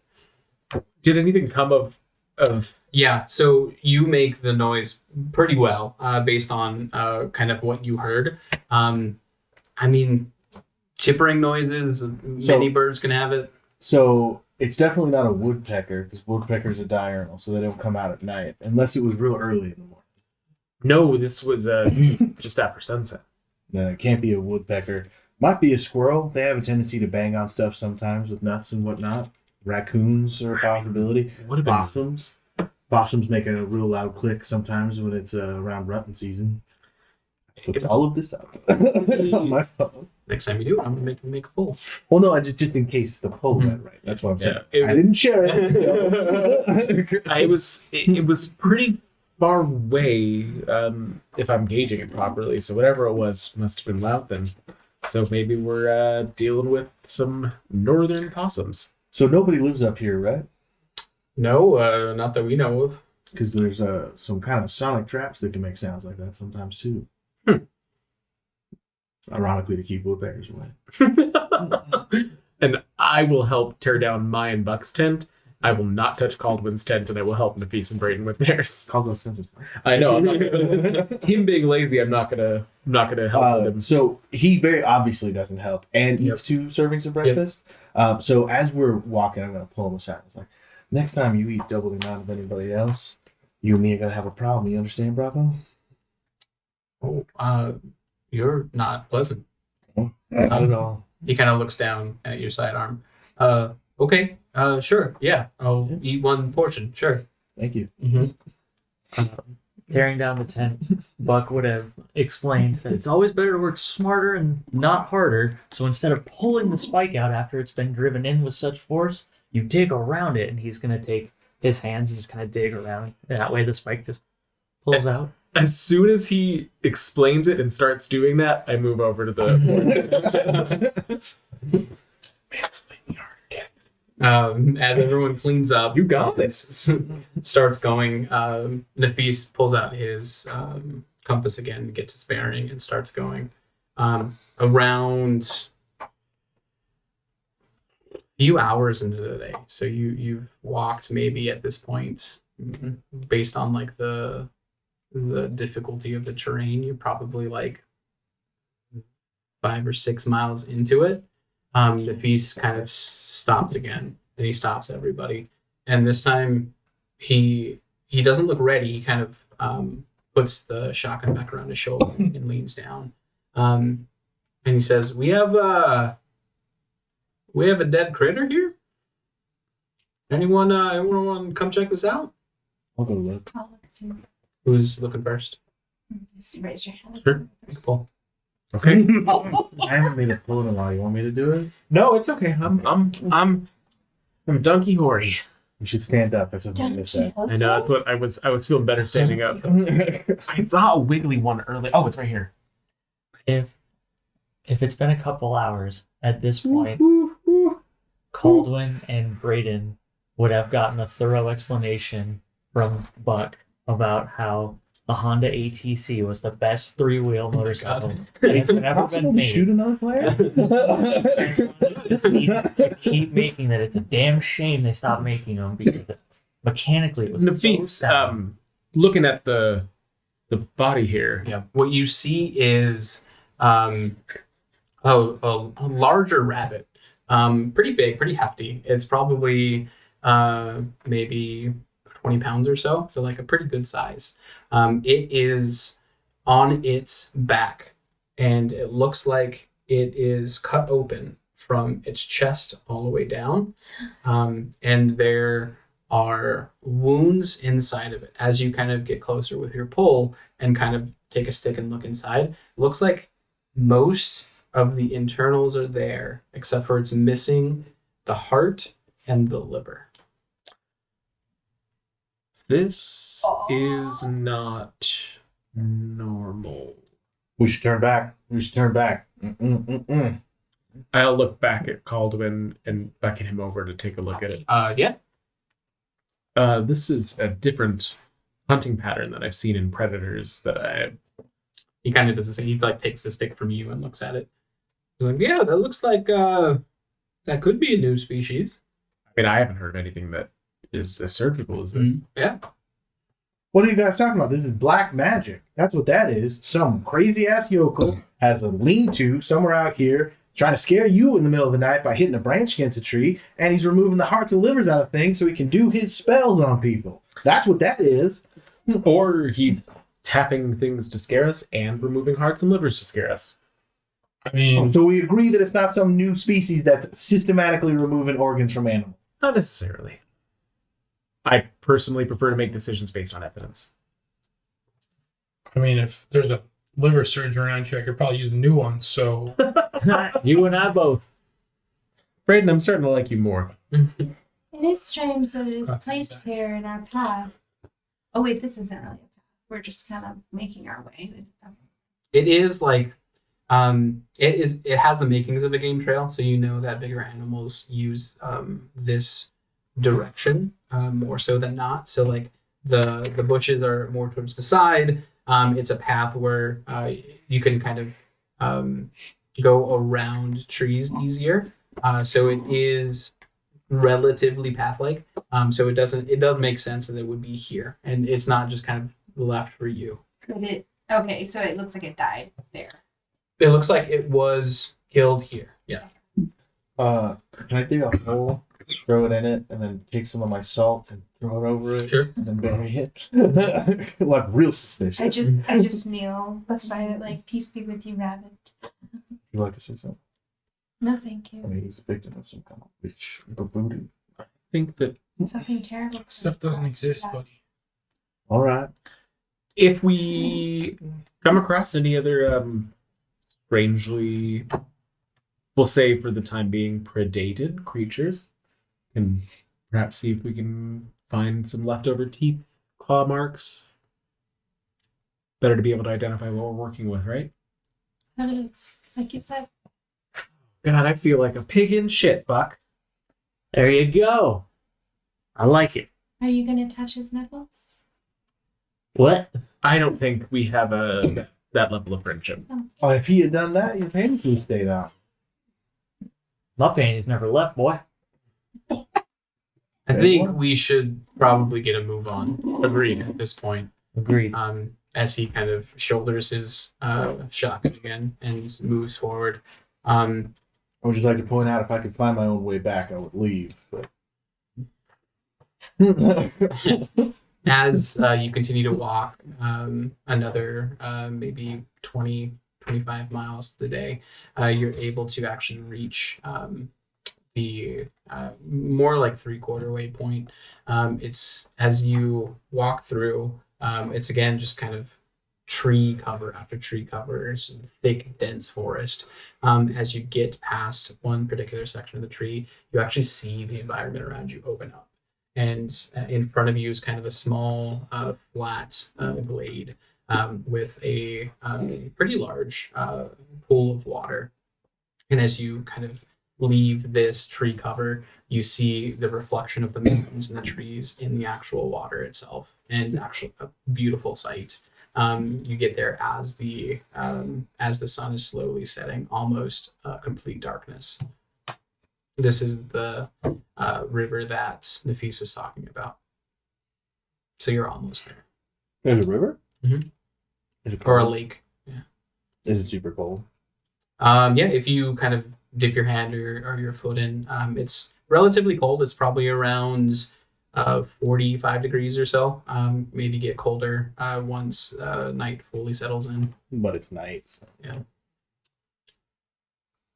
I'll get to filtering. Okay.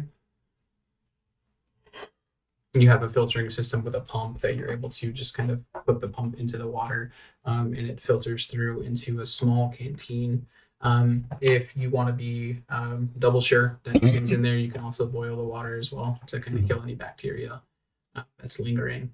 And this is what Nafis was talking about having brought, was this. You have the filtration system. Okay.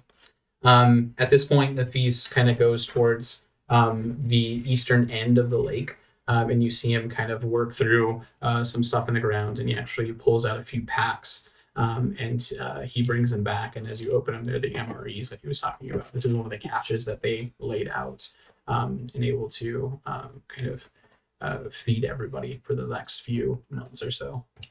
Fantastic. Who doesn't want some meals ready to eat?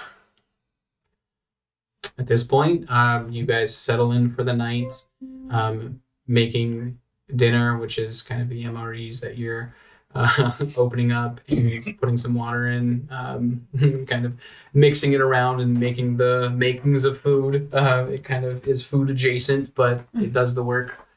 At that point, does anyone want to do anything this night? I'll boil the water after I Okay. filter it. And you do see Nafis as kind of really jittery. You see him like holding still the rifle or the shotgun against his shoulder, and he's sitting on a log looking straight out into the wilderness.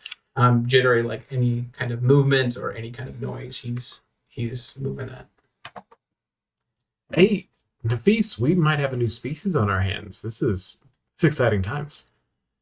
I don't know. Them grizzlies are pretty wily. Well, hopefully we've made enough look around the group to garner some support with it. Hopefully we've made enough headway that we're out of whatever territory of that brave fellow that decided to stumble upon us last night, and we'll find some We're probably less honestly interested in a ones this farther up. different fellow's backyard now. Exactly, and hopefully this fellow will be a little bit less interested. What were we gonna say? Better. Okay. But I'm gonna ask Lawrence, why are you boiling the water? Don't we want cold water? You know what? Have you? He just doesn't understand your fancy cotton ways. You just go about your business. Well, I'm trying to. He's just ruining the water. Honestly, that's all he's doing. You know how these city folk are. You just go be a real man and drink right out of that lake. I mean, no, mud water's different. If I had mud water, we'd make mud water. A little coffee, a little water, a little whiskey. Yep, 100%. Preferably straight out of the lake. Lake water, coffee, whiskey, mud water. We got lake water. I got coffee. Toss you some coffee. And I'm pretty sure this one's got whiskey. Braden, Why would you you pulled pick out that on whiskey? me? Earlier, you said That's it. That's the sound. That's what I was talking about. Can I I don't think try and that's see if it's a there. bird? I don't think so either. I mean, I am like a bird enthusiast. You can try. Which one should I go for? I mean, help me. For the tower. Now, what in the name of Sarah Palin I was mean, that? it's really all about that touch. At that point, I'm gonna go over to Nafis Mm-hmm. and just like stand by him. Mm-hmm. He like jitters or shakes at you coming, and then Or put my hand on his shoulder and squeeze it, and then just All right, is it a bird? it is. You can confirm it's probably not a bird that you know, and you know of a lot of birds.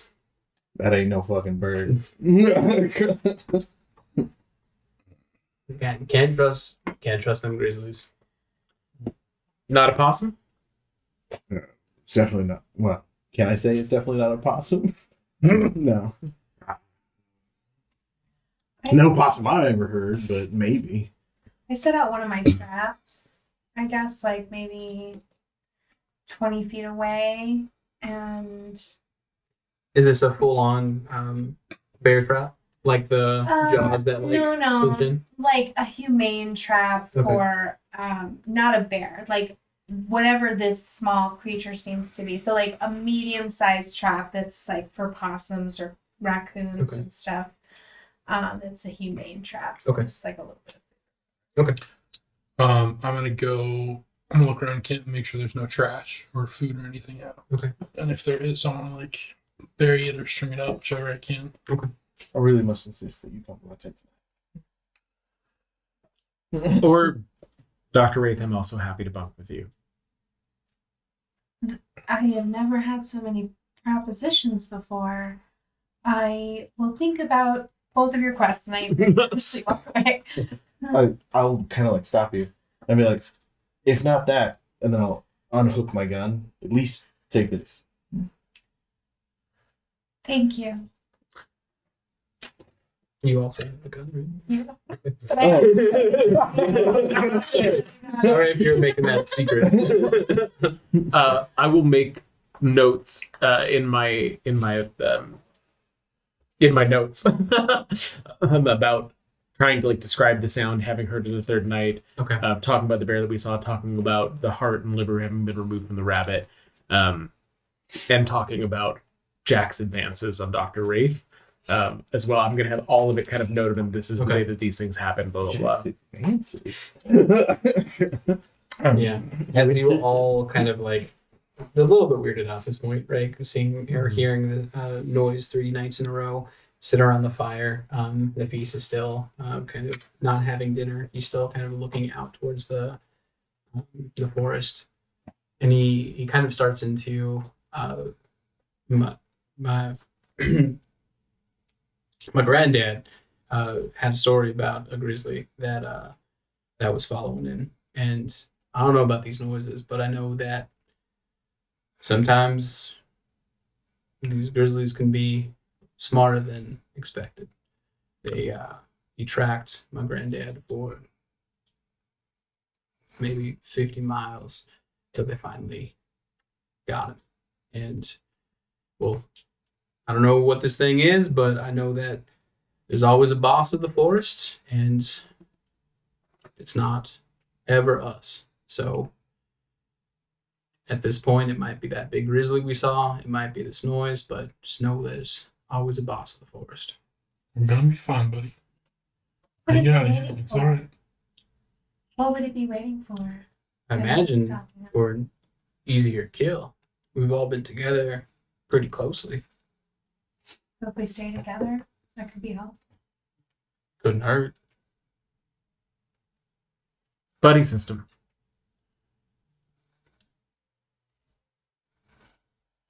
Hopefully, once we get to the slash, we can set up a temporary shelter.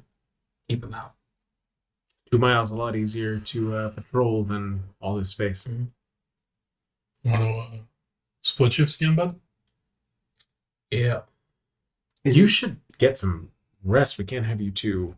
I mean, our primary line of defense that tired a couple days in. If you want some help, please. Well, I'll take a few hours, but if anyone else wants to relieve me, that's fine. Shorter shifts, clearer minds. That is a good thought. I'm willing to help too. Just let me know when. Buddy system. So Nafis is going to take the first few hours until kind of he can't take it anymore. He has to sleep. Who's taking after? Oh,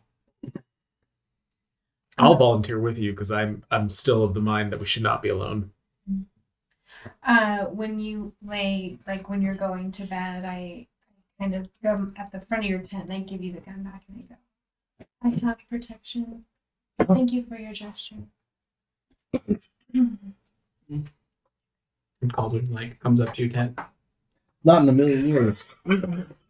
But I told you shouldn't have eaten 2 servants, didn't I? Did I not make that perfectly clear? he kind of just walks away. He goes to your tent.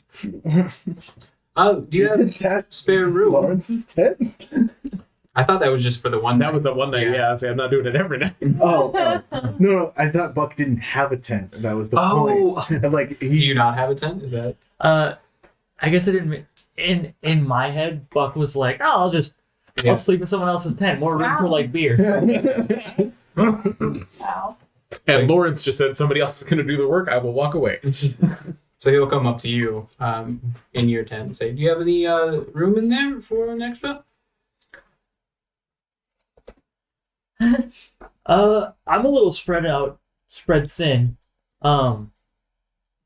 Weren't you bunking with Lawrence? Oh yeah, Lawrence, do you have a spot for me? Always. He kind of like shuffles over to you.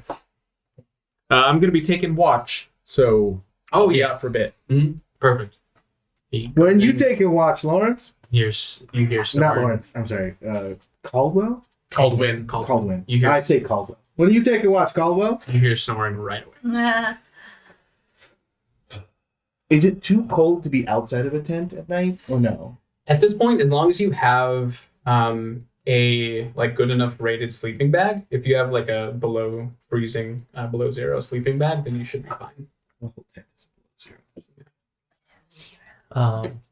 As soon as Caldwin starts snoring, I'm gonna. Again, anyone feel free to wake me up for a watch. I don't mind. I would like to pull my weight accordingly, Good man, Buck. and then zip up and make good night. And Buck. Once he has the tent zipped, I say we make he and Caldwin watch together. I don't know if I trust that. Yeah. No offense to your bud, but Yeah. I don't trust him either. As you two are watching, at this point, it's like maybe 11:30. As you're talking, you kind of notice that the forest is quiet. There's no animal sounds. There's no kind of the normal rustling that you've heard the last 2 nights. It's just you and your thoughts. Still beautiful. You look up and you see millions of stars that are shining down. You can still see off of the glint of the moon, the reflection in the lake, the reflection of the mountain, and kind of the tree cover in the lake. But dead silent. Who would want to destroy a single foot of this? some in soul back in some city. You got me there. I'm gonna pull out a flask and take a drink. All right. Are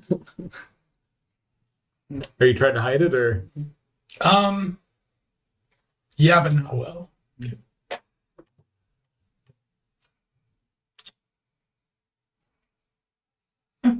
I will take it and pretend to take a swig Okay. and hand it back. You think an alcoholic isn't going to see a fake swig from a mile away? I was just gonna say it. You don't have to take it from me, bud. I don't know if I got off on the best foot with you, and It's all good. all right, 3 months is a long time. I just want to make sure. Live, laugh, and love shit, right, buddy? That's a good way to put it. At this point, nothing else happens. Just kind of stuck with your thoughts and the kind of bit awkward conversation you try to make with each other. As you get up to go get some shut eye and maybe tap on the next people, you do see out of the corner of your eye something moving in the lake. As you walk past, you just see the reflection. It's a little off. Like something was in the lake or over the lake or something happened and something got in front of the moon's glow. Flashlight. You flashlight on the lake. It's still, you don't see any kind of turbulence or anything that disturbed the water. It's still crystal clear. You don't see anything. Who's next? I don't think we ever really decided. I'm thinking maybe Buck and Jack. Fucking Jack it is. And we'll go. I'll wake Buck. Okay. And I'm gonna wake Buck by just smacking his tent. I What are will you doing, Buck? quietly unzip Jack's tent. Hey, Oh, Delvin, you just see Jack thrashing as if he's like in a real bad place. Still asleep though. I'll let you go first. Sorry. Oh no. What are you doing, Buck? As you start tapping it, I turn over, turn back, and I just hit the side of the tent. I don't know where you are. You're probably at the foot, but I just oh, Yeah. goodness gracious, Celine Dion. God, you gotta give a man a better warning. Hey, Buck, wake up. Thank you. That's better. It was just a little jarring. Woo-wee. And that hooey was just a little too loud, probably. All right. And then I get up out of the tent and I stretch. I'm just as I see him thrashing. Jack. Hey. Sorry to wake you, but next No. shift. Yeah, I'm up anyway. Yeah, because I just I'll pat the door. Say, well, you know where we are if you need anything. Say, I'll go get it with Caldwell. As you turn to leave, if you don't want to sleep with that asshole, you can take mine. The other half's unused. Yeah, I would appreciate that. Just do me a favor. Mhm. We all know your position. You don't gotta tell us as much. Well, somebody else wants to take charge. I'm more than welcome it. No, I just mean, I know you want to save the wood. I know we're on opposite ends. You don't have to make subtle comments. Just say it. Don't be passive aggressive. We'll get along much better that Wasn't aware I was, but enjoy your watch. way. Locks him out of his own tent. As I'm you gonna both, pee on the side of my tent. as you No, not on the side. Like to the side. She's peeing right next to oh, Hank, buddy. All right, it. Who touched it last? I can't remember it. it was Colton. All right. Don't kill Coulter. As Jack and Buck head out towards kind of where the fire pit is and look out towards the forest, you hear the sounds of the forest. You hear birds chirping, kind of animals in the distance. You hear kind of a few bloop, bloop, as like fish in the lake start popping up. Buck, I swear to 3 different gods, if you mention anything that has chrome or gasoline in it, I'm going to drown you in the lake and say something ate you. All right. I appreciate the Candor is the word. candor. Thank you. Yeah, I have my interests and my hobbies, and I know about them, so I just like to tell people about them. Yeah, but you don't tell me, you don't hear me talking about, woodpecker species and the native ospreys of the region while we're walking, do you? No, I hadn't really paid attention. I point them out quietly.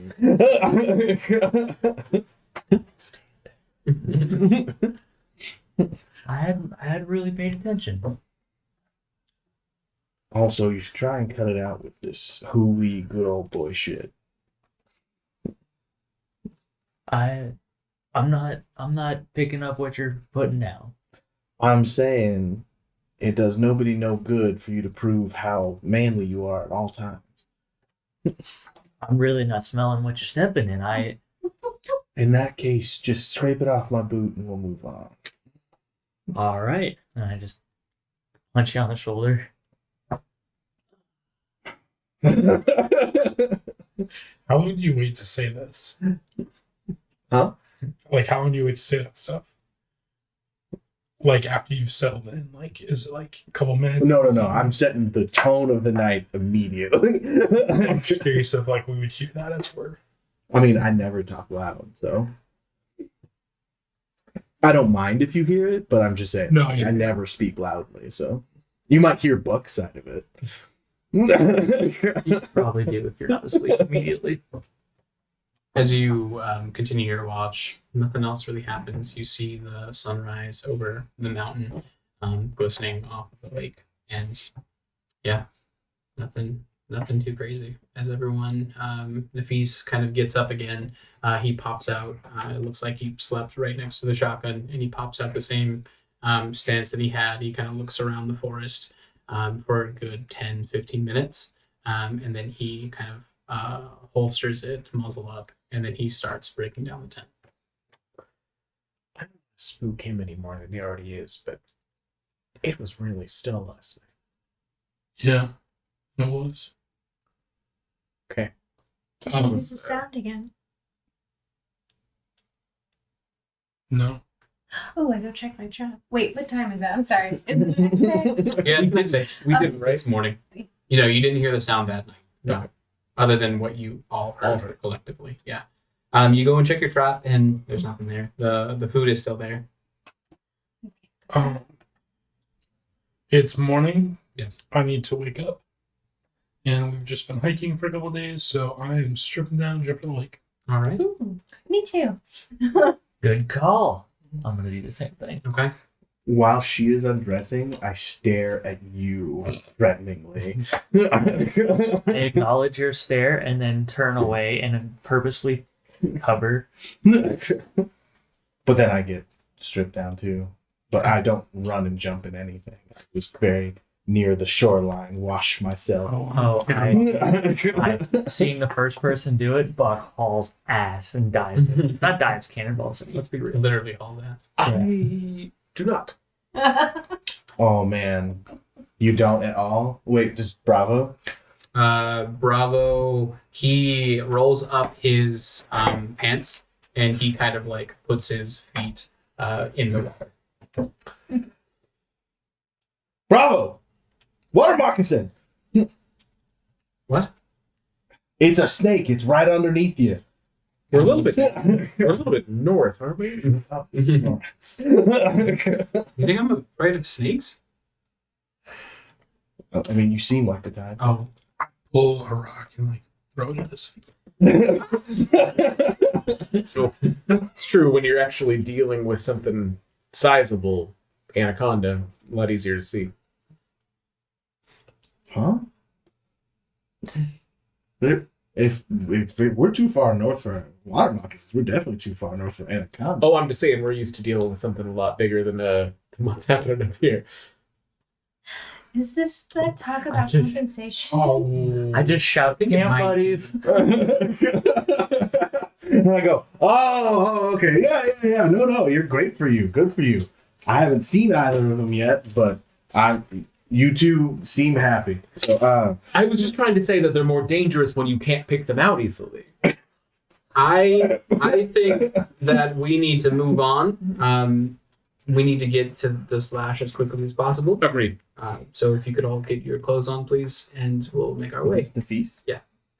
Would anyone like some mud water? Ugh. Not in the slightest. Did I you would- find his whiskey? We talked about it yesterday. I didn't look, but if Why There would I is have whiskey. whiskey? If you're making some You coffee, made I a will take some comment coffee. yesterday about something Nafis, booze related. Nafis makes a real strong pot of coffee. Great.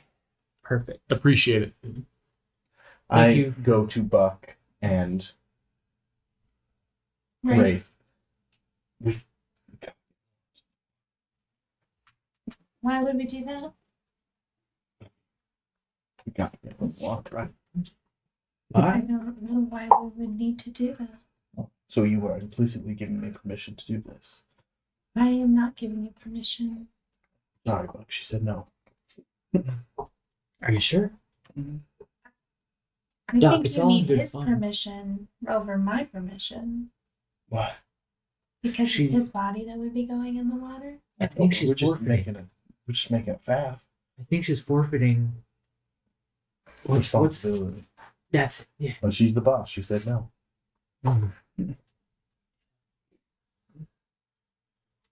I'll think of something. Sorry to ruin your fun. It just would have been an ample bonding opportunity. Well, I admit I am not very well versed on bonding activities. So if you think it's important, Helping Nafis take down the tents and whatnot after down on some of the coffee. No, it ain't important. We'll have plenty of opportunities to razz him a little bit and loosen that collar. Maybe Bravo will get dysentery. I'll that get would be and disgusting. get dressed and help them too. As you go through the process of breaking everything down, at this point it's routine. Everyone's kind of falling into their places. You're able to get it down in under 30 minutes. Everything's packed away, so you're able to carry everything out. Nafis has a second pack on him. He also gives you a second pack for the MREs that are taken from the cache. And you begin another trek. Y'all want shifts on the packs? Just give it a call. I don't think Jack puts his shirt back on today. I think he just goes. Go skins. Mhm. All right. As you continue to walk, this portion of the forest gets significantly more dense. As there was kind of put my shirt back Yeah. on. there was like a slight game trail when you were kind of talking about the animal. Here is not. It seems like not many things have traveled this area for about 6 miles or so. It's going to be dense terrain. Trying to like climb over trees, wrap around. Going to have to cut down a few bushes along the way. You get to a point where it's a little bit easier. And you get the feeling now, just based on the day, you're probably about maybe 4 hours until you hit the slash. 4 hours of hiking. Gets a bit easier. There's a few more game trails. This is kind of worked land for the animals. As you walk as a group forward, you come up to another. In the distance, you can see kind of a downed, what looks like a deer, maybe an elk, laying on the ground. Oh, this is good. Okay. Oh shit. Good. Yeah. I mean, this might be another sign of what we're looking for. As you approach it, and you can see that there's a similar opening in this creature's stomach. How terrible. I wonder if it is missing organs like the. That's the question. I will attempt to determine if it is missing its heart and liver. Please make a Which I imagine is easier to see on a elk.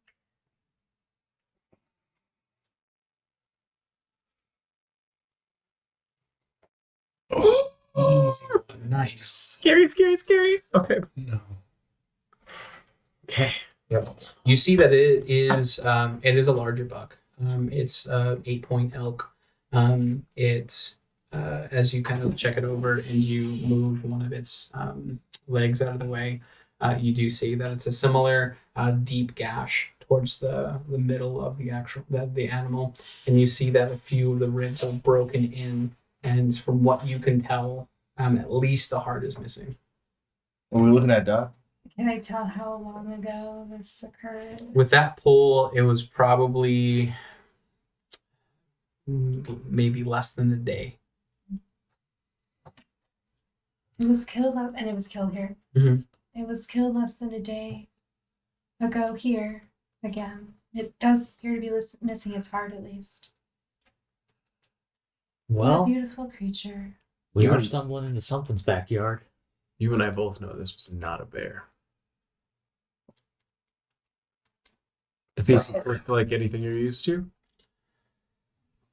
It doesn't look like a grizzly, but I don't know. This continues north. We're going to have to start talking about a nature survey. Well, I Or guess being eaten alive by a crazy cannibal. Well, when we see some An elk? human tracks or whatnot, I don't know if What? A hop, jumped up voodoo man? Yeah, he could have killed an elk. Okay. He's a cannibal, so it's like an elk killed this elk. Oh, no, I'm saying he's a crazy cannibal and he's leaving these here for us because he hasn't seen people in so long. I, in good conscience, cannot see Jack not flipping out if that happened in that exact moment. well, So that sounded much closer. Much closer. probably. still, I mean, sound carries weird in the forest just since there's so much like sound dampening with the trees around you. Before it sounded like it was maybe miles away. Now it's significantly closer. So I get my gun clear Ow. and I am in full PTSD. Okay. oh, I don't know if I should make a pull or not. If you think Oh. you would make a pull, yeah. Mine's out and ready, but trigger Okay. finger not in. I said that reaction was in character. I am excited as fuck. I mean, I pull out my weapon and I think I try to go towards the sound. You want to, like, I look at you like, should we go find it? Not alone. Not just you and I. I think we need to get to the slash first. Maybe we set up a base of operation, Good plan. then we can do your nature, creature, whatever survey. That is a fantastic. Are you okay? And he kind of like pulls open the shotgun a little bit more. I'm assuming I would have pills for it. Yeah. Probably? Yeah, okay. So I just take out pills. I just down 2 of them and I grab whatever liquid is around and I just kind of sit and I will not move for a while as I'm fully shell shocked. I just sit next to you. Once he like sees that you're not a threat with the gun anymore, he kind of puts the shotgun towards the floor more, but still a little skittish around you. You want to say some words for your family? I'm sorry? Wow, Needs jokes. Buck. Ah! And then breaking the mood, Buck laughs heartily. His braided beard kind of gets a swing as he's laughing. Doc, as much as I want to see this thing, this might be something for a more official team with proper training. It just might be a matter of postponing the project. Yes, Jack seems very upset. And that seems Oh, like yes, sorry. yeah. That as well. I'm with Tree Hugger. We shouldn't be up here. I mean, I don't know if we have to jump to that conclusion. We were hired for a job. Did you not just hear what the fuck that sound was? I did. You come across an elk in the middle of our pathway with its heart fucking ripped out, and then you hear a weird ass clicking noise like something out of the Alien movies, and you're saying, "Let's camp the night." Did I say let's camp right here? I said we were hired for a job. You know and I what? am getting paid for that I job. think you mean predator, not alien. But You know what makes me feel better? Moving. I think that moving is something that really can help all of us if we just, get that sweat back up and just keep going forward, getting closer to the slash, closer to ostensible safety. I think that's the best option. Motion. Yeah. Yeah. God, it's so hard to be on your side. As you make that speech, you see Nafis kind of nod his head, and he kind of like looks towards you and gives you a nod and just starts going again. I'm gonna pull up the rear. As we walk, I say to you, was your family terrorized by cannibals? No, not a one, man. You seem very upset. There's much worse monsters down there than cannibals. Down where? Below the tree line, where people live. People can be monstrous too. That was what I was trying to imply with my Oh. words escape me right now. I apologize, Miss Ray. Damn straight. Take a shot. About the monsters. Secretly. As everyone continues to walk on, Nafis leading the way, doing a pretty quick gait as he's trying to get to, like you said, some semblance of safety. Going through, you don't. The next 4 hours or so go by. All of you, your senses are heightened. You're looking around. Any small sound, you're looking around and making sure that nothing's behind you. Nothing's gonna sneak up on you. At this point, nothing really happens through the 4 hours. You feel more exhausted in those 4 hours than you did the first 2 days of travel, just because of the nature of how you were moving. You get to a break in the tree line. As you pop out of the tree line itself, you see that the slash is about 20 feet wide, and it is completely deforested. There's no trees to be seen. As you look down towards the east, you see the line of this deforestation carry on into what seems like eternity. Looking around to the west, the same thing. How strange. Eerie. Wrong.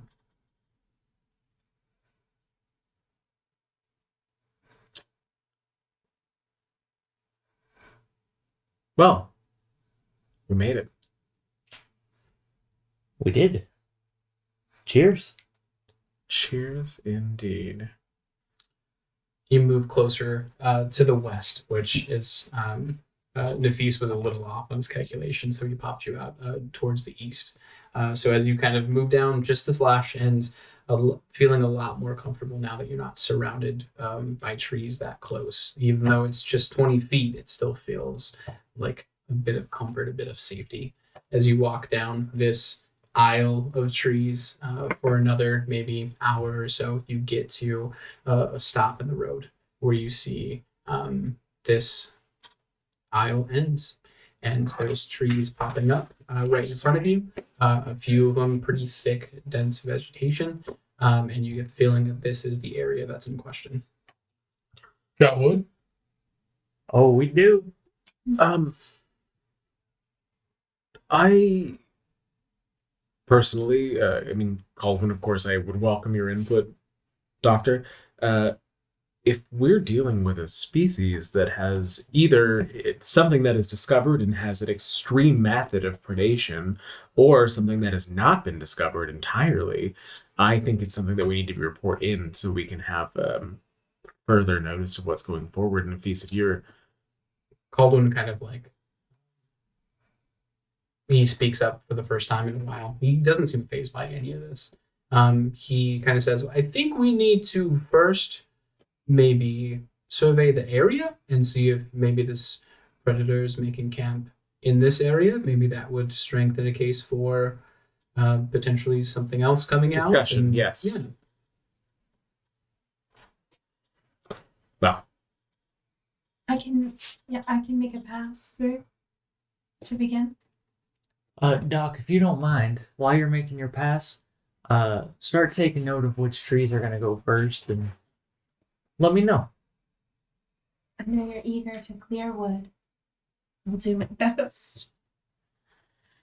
So many jokes. So as Nafis stays back and starts helping set up camp, who else is going to help set up camp? I'm gonna gather as much firewood because I want to fire all the way through the night. Okay. If she's going off, I'm gonna hand her my whistle. Okay. oh, if she's going off, I'm going. Okay, you two are I going. wanna see Actually, this Caldwin, or sorry, Nafis is actually going with you two. Okay. Just to kind of cover you, and he'll Also, ask you to yeah. stay back Yep. and set up camp. And Mystery. Be careful. Well, if Nafis is going, he has a whistle, so I'm gonna take mine back. Okay. I assume he does. And I was like, no, listen. He says, "Lead on, please." Buck, is that axe for show or are you gonna help? Ah, my apologies. And I absolutely go help chop down wood. All right. As I get to either side of the slash, I make a big show of taking my gun and like putting it in the middle. Would hate to get shot in the back for crossing the border, but it's kind of like a good sign that Jack's like trying to make a joke about it because he's obviously still very mad. Thinks the vengeful spirit of sport is trying to kill us all. So, As the three of you make your way through the section that's in question, you go through and you don't see anything out of the ordinary until you're about maybe half a mile in. And then towards the U.S. side of the border, so the southern side of the border, you do see kind of a weird outcrop. It is kind of a raised area of the land. Worth taking stock? yes. You go in, you go towards it, and kind of you see it as kind of a small little hillock, and it goes up. As you crest the side of it, you see a large opening in the front. And at that point, Nafis kind of pushes you back, and he points his shotgun at the hole, and he kind of says quietly, "Grizzly Dan."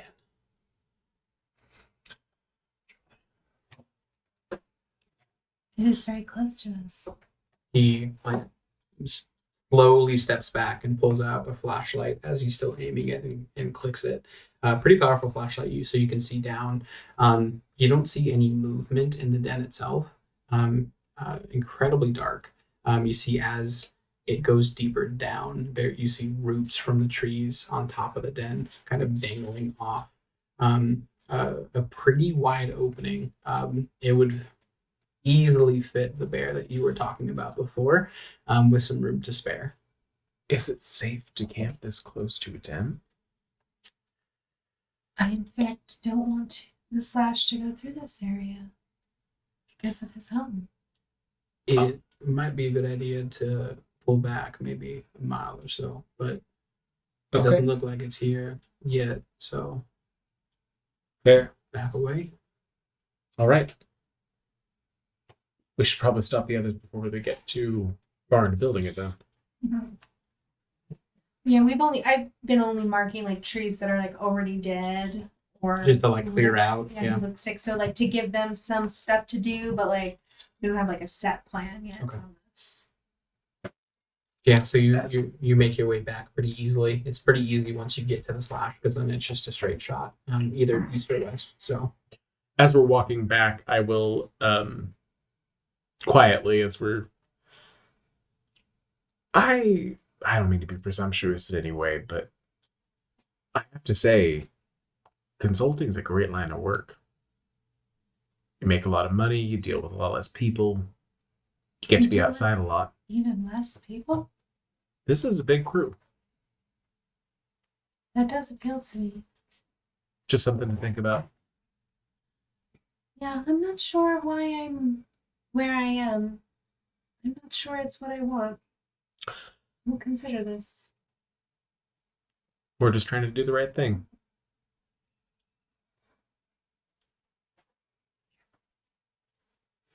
as you get back to where the three of them or four of them are clearing away for the camp and gathering firewood, what do you do?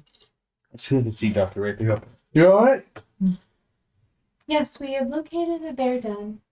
And so I think that we need to move the slash, I don't know, north. At least camp. East. Yeah.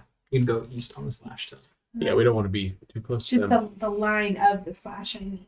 Like, Mhm. we're not now, I don't want to go through the den now. So, like, I don't know. How Yeah, so the slash, let's just say the slash is up here because US is here, Canada's here. So slash is there. You're here. The den is like off to the side there. Oh. So you would probably want to go like further east on the slash just to be further away from it, but like probably still stay on the slash so you can see around you. So, apologies if anybody got too comfortable, but safety. No, it's understandable. Thank you for watching our backs and making sure we all get home at the end of this. And the beast caught it. Okay, buddy. Damn grizzlies, yeah. A mile or so should be good, and then well, I guess. Didn't you just tell us last night that 50 miles sometimes isn't enough? Well, if we're just staying the night, then I'm gonna elbow you in the ribs. I guess the bosses will decide where we go from here. Well, Me? no offense to anybody involved, but when it comes to grizzlies, you seem to be the most. I was going to say I I just defer. meant if we are staying or not, if we're actually clearing this space or I don't want to sound like a broken record, but there is a strange clicking monstrosity that has been chasing us for 3 days. I think our wires are getting crossed here.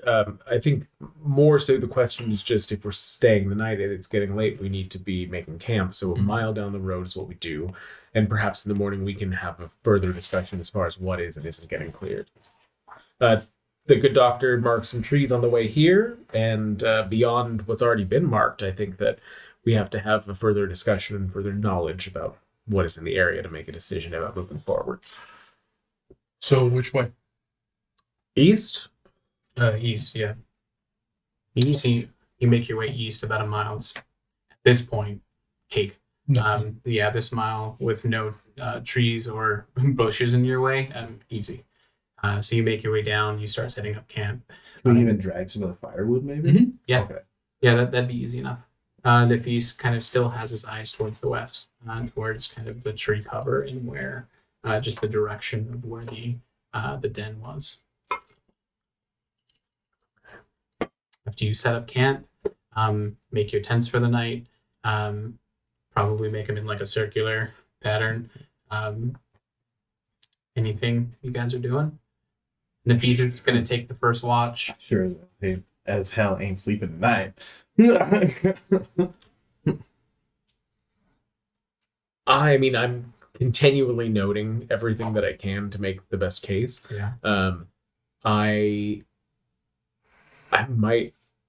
gonna try and get a shift with Braden again because I feel like celebrating. Okay.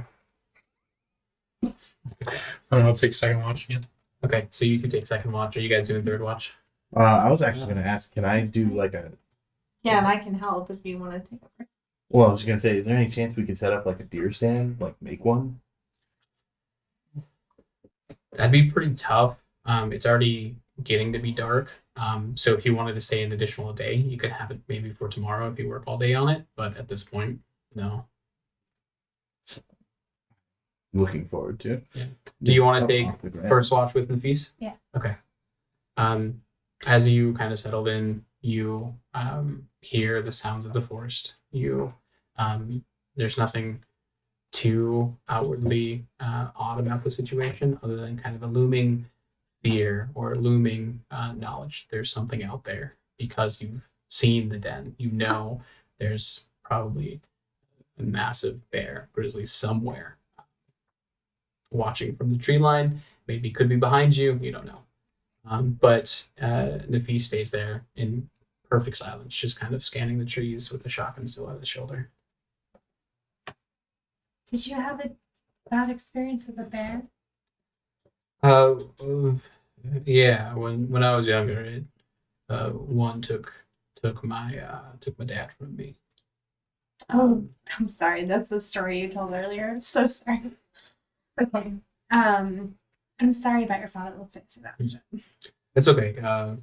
Yeah, that story about my grandfather. It I guess it runs in the family. So hoping I'm not going to be the next one. Do you think you were cursed? Man, Did I your don't. family upset someone? I don't believe in curses really, but I don't know. Maybe I'm in the wrong line of work. What line of work would you like to be in?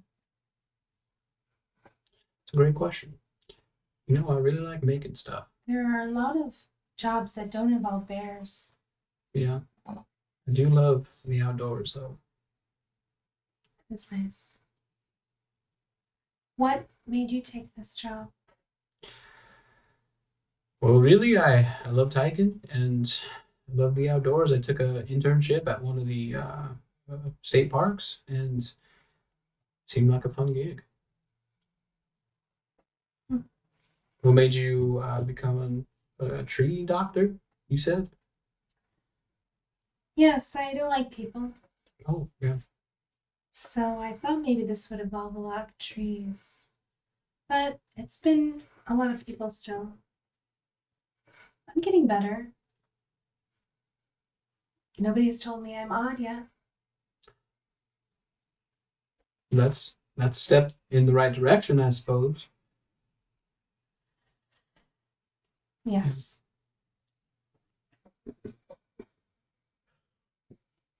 And he kind of like leans away from you a bit just to watch the forest a little bit more. At the end of that watch, Nafis kind of goes over to the tent and kicks it and wakes you up. And he kind of keeps the shotgun with him and said, "Sorry, Right. I think. Yep. Thank you." Yep. I'll go sit down and watch. You at least take out your bear spray. What bear spray? You said you had bear spray. Yeah, you guys would probably have bear spray. Okay. At least you would have bear spray. Yeah, bear spray. I don't know if I like keep it out though, because that stuff just makes them more angry. I bring it for Nafis's comfort Yeah. because he thinks it's gonna work. Yeah, so you two sit out. No shotgun? No, it.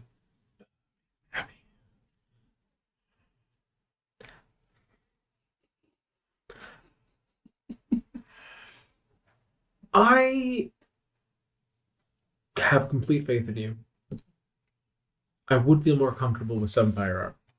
as excited as I am about whatever this thing is, it is a predator. I mean, I'm not gonna take that away from him because last time I did, it was not pretty. I mean, if you want to go beg one from Buck or Jack, it's it's your prerogative. Well, fire's already lit. Buck, Jack, Yeah. which of you wants to lend a gun? My gun will come sliding out of the tent, just like I tossed it like a frisbee. I Take will, me on. I will pick it up by the barrel and hand the hilt to you.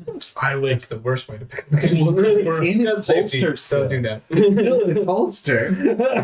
As I'm I don't know. I don't do guns. He's an idiot where this is concerned. Apologies. I unzip it and I stick my head out and I go, yeah, you want one chambered? Well, we got one, so appreciate it. Okay. I'm just staring at the tent, jaw open, like, As Lawrence holds a gun at you the very wrong way. I'm gonna make an effort of grabbing and like angling it away from you. You're not okay. All right. Yeah. Uh-huh. Yeah. Are you guys discussing anything? Still got some of that stash left. I think we might be cutting this 3 months a little short. Stash. You made an offer the other night. I Oh. Yeah. I'll pull it out and hand it to you. take an actual swing this time. Head it back. It is Everclear, so have fun. Oh, he's shot more than one. I never said That is that. Oh, I expected. Oh God! I guess I shouldn't have assumed. You got more bang for your buck. I mean, I gotta carry a lot in a small space. don't tell me. Thank you. Thank you. Whoa. How close was that? You hear it about the same distance away as before. You hear it behind you. You hear it kind of coming towards the area of your tent a little bit. Give it to Whisper. Hand it to you. Pull a gun out. Safety off. Down. Yeah. Flashlight. Uh-huh. The Behind tactical him. thing. Okay. And I'm You're like, looking towards the tent. I'm not actually walking towards as you pull the light open, do you want to make a pull? You don't have to. Yes. Okay, make a pull. Have you made one yet? You have made two. Oh, don't leave me out here alone.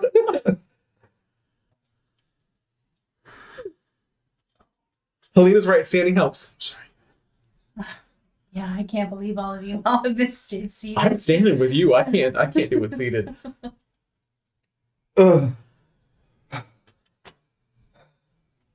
Halfway done. I 100% vote for Jake's method, where we just put them in front of us afterwards.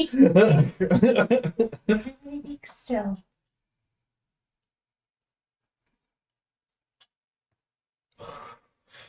As you flash your light up, at first you flash it in the front of the tent, and nothing really seems odd about it. But then you kind of see the tent wobble a bit. So then you kind of look up and you see that the back half of the tent is gone. As you move closer, you see long gash marks in the tent. You look inside, kind of rushing up with the pistol drawn, and the piece is gone. Shotgun. Shotgun's gone. Up! I will start clapping loudly, and You hear, Okay. It's dark, right? Yep. Can I see flashes anywhere? at this point, no, it's too much tree cover. Do I think I know the direction? You see some kind of trail going straight back from the tent. I'm running after it. Okay. Anyone else following? I'm with him. I've already yelled and clapped to try to get other people up, so I'm At this going point, with him. I'm trying to get out Flashlight of the on. tent, Okay. gun in hand, trying to figure out what's going on, but I'm not following. Okay. Whoever's going out into the woods, as you kind of run out, once you get into the tree cover again, pitch darkness. Your flashlight shines out, but it shines maybe 2 feet in front of you. You see kind of the big corona of the actual flashlight on one of the trees, maybe 2, and then the dim light around it, but everything else is swallowed by darkness. I'm not going further than the firelight. Okay. Or than like then we can see the firelight. Mhm. I'm behind. Nafis. Where you at? We need to go back.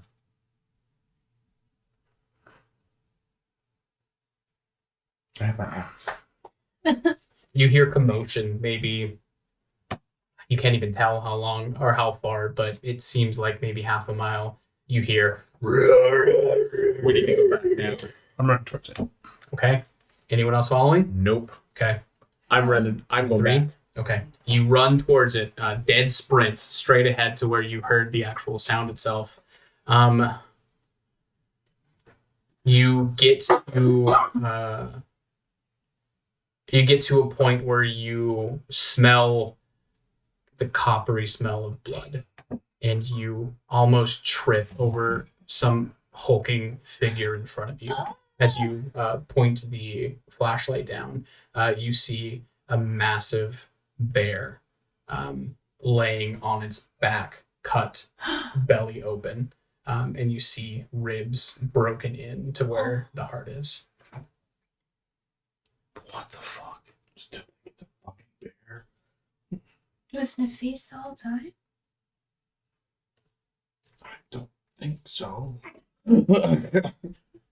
Nafis? Where is he? We just heard growling, but this bear is dead. There's no drag marks or anything for You Nafis? can make a pull. I mean, I would, either You're the best at it. I would like to, track or where is Nafis or Who's still back at camp with me? I guess it would be you two I went back to and camp. Johnny Bravo. They are going to. The first rule of the forest is you do not leave the road. You do not leave the fire. You do not leave the group. So I'm still back to the fire. What did you see out there? Blood's thicker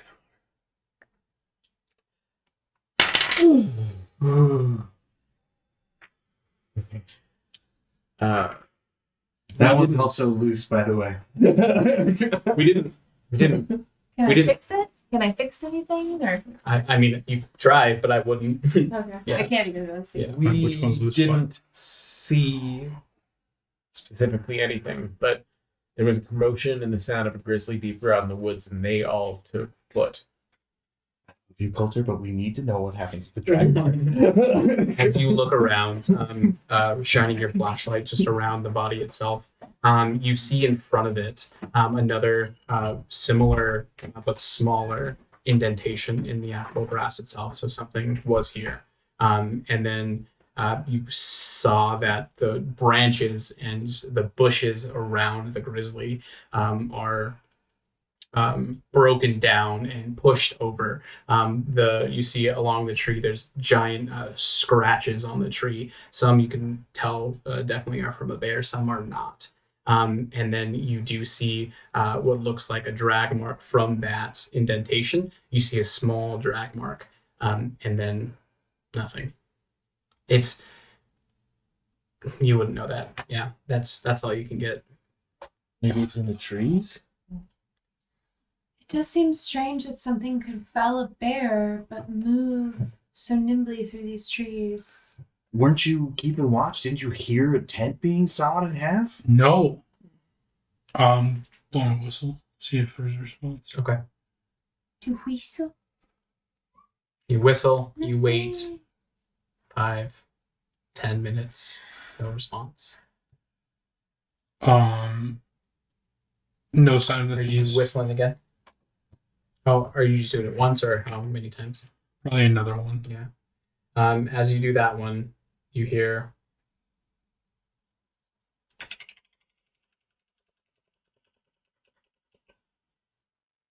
towards where you came from. It's behind you. It's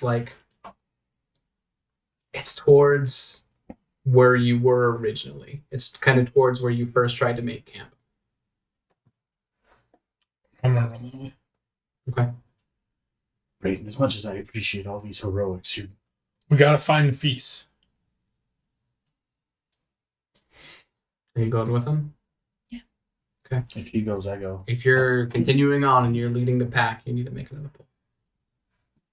Continuing on.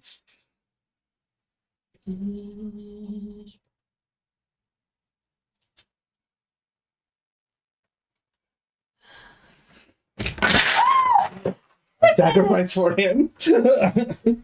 Okay. As you are running straight ahead, you are looking just blinders out. Nothing else matters. As you run out, you kind of pop out to the slash. You see Wraith right behind you, Dr. Wraith right behind you. You look around, no Defease, no Jack. What? Jack?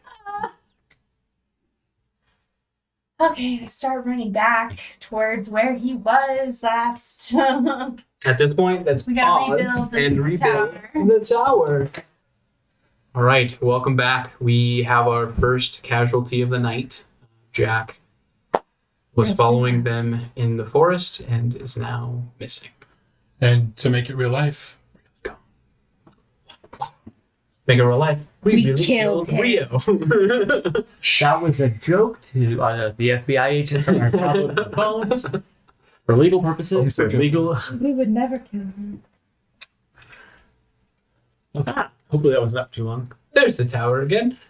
So now what we're going to do, typically when there's a death or the tower falls, you'll rebuild the tower and then the players will pull, I believe, one additional block just to kind of get the tension back up to where close to where it was. At this point, I am an asshole and I want them all to pull 2 blocks. So we are going to do that. This also counts towards your character being removed from the game. Yep. Okay. So if you topple it, if you topple it, yeah.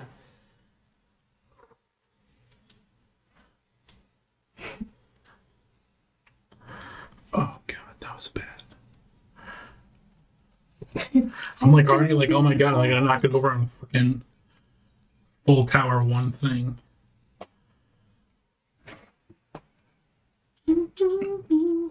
See, I went to go pull a block. I was like, there it is. It says he owns that one now. That's going to be a low variant. Oh, you're gonna take 2 with that. Yeah, just take that pale one. Or okay. You're gonna take 2 with that. Okay, or you can push it back in. That feels like Buck.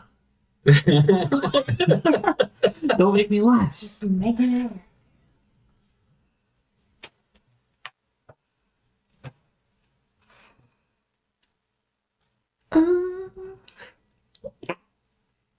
Yeah, fuck. I can't look.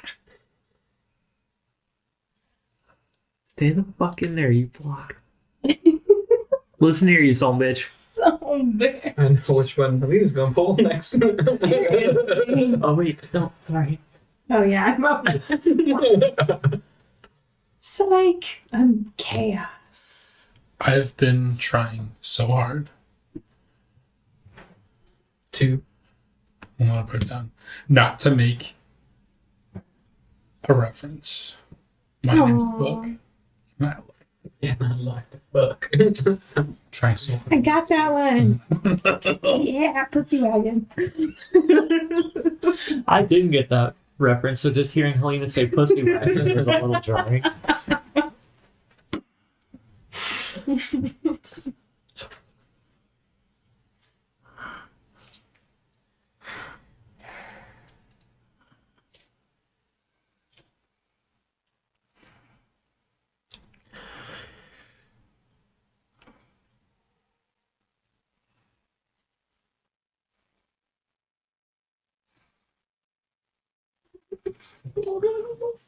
don't know how y'all sit for these. That's why I'm not sitting for this one.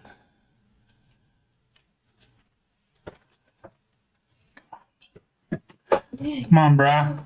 Sticky. Yes. It's funny that they're sticky because when Mark and I were figuring out the surface earlier, they looked so slidey and it scared the shit out of me. It's the tension.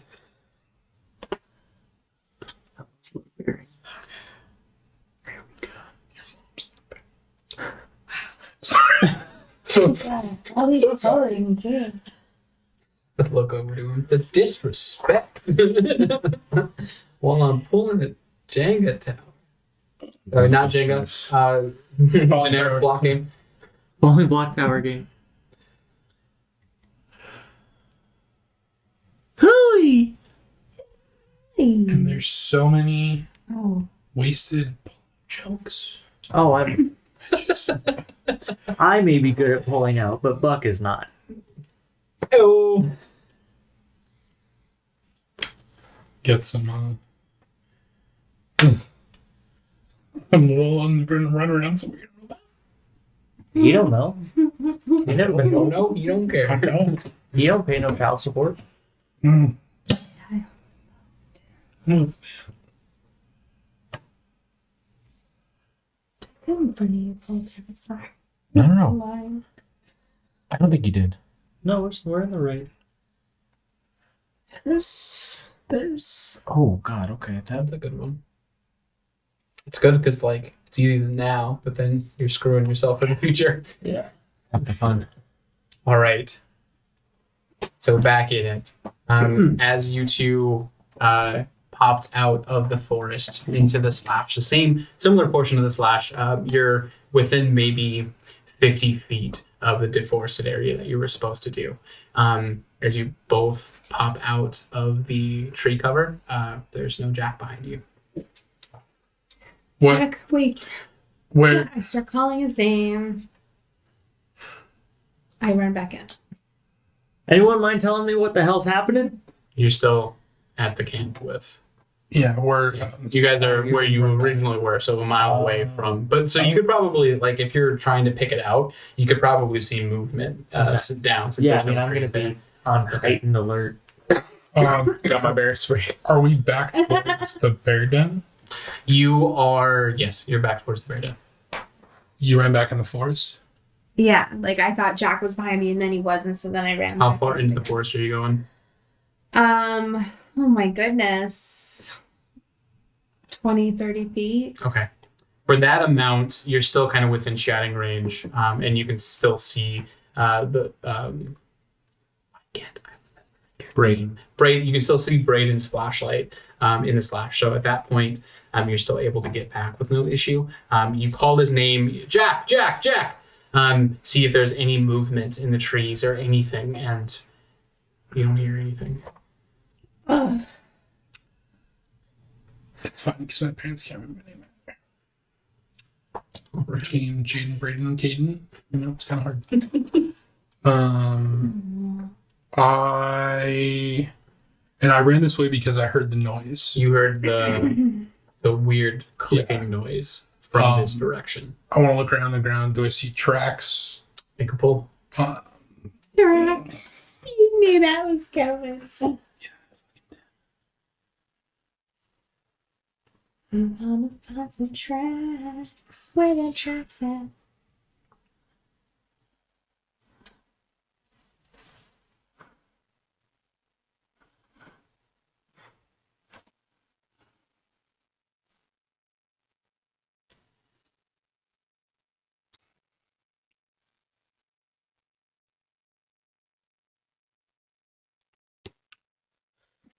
You do see tracks leading from where you are further west into the woods from the direction of where they came out and said there was a grizzly den. So towards that way. Towards that way. I know the bear's dead. Hafiz! Any response?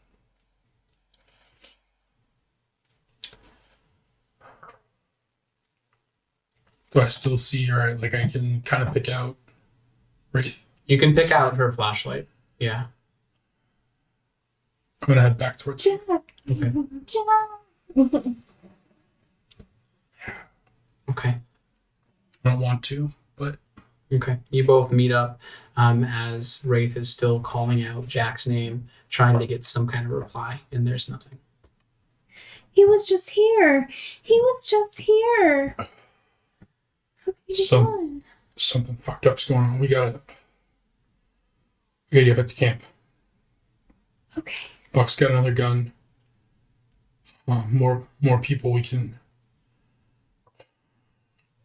I don't know. What do we do? I don't. We could go back. We should go back. Because if we search together, that's safer, right? Yeah.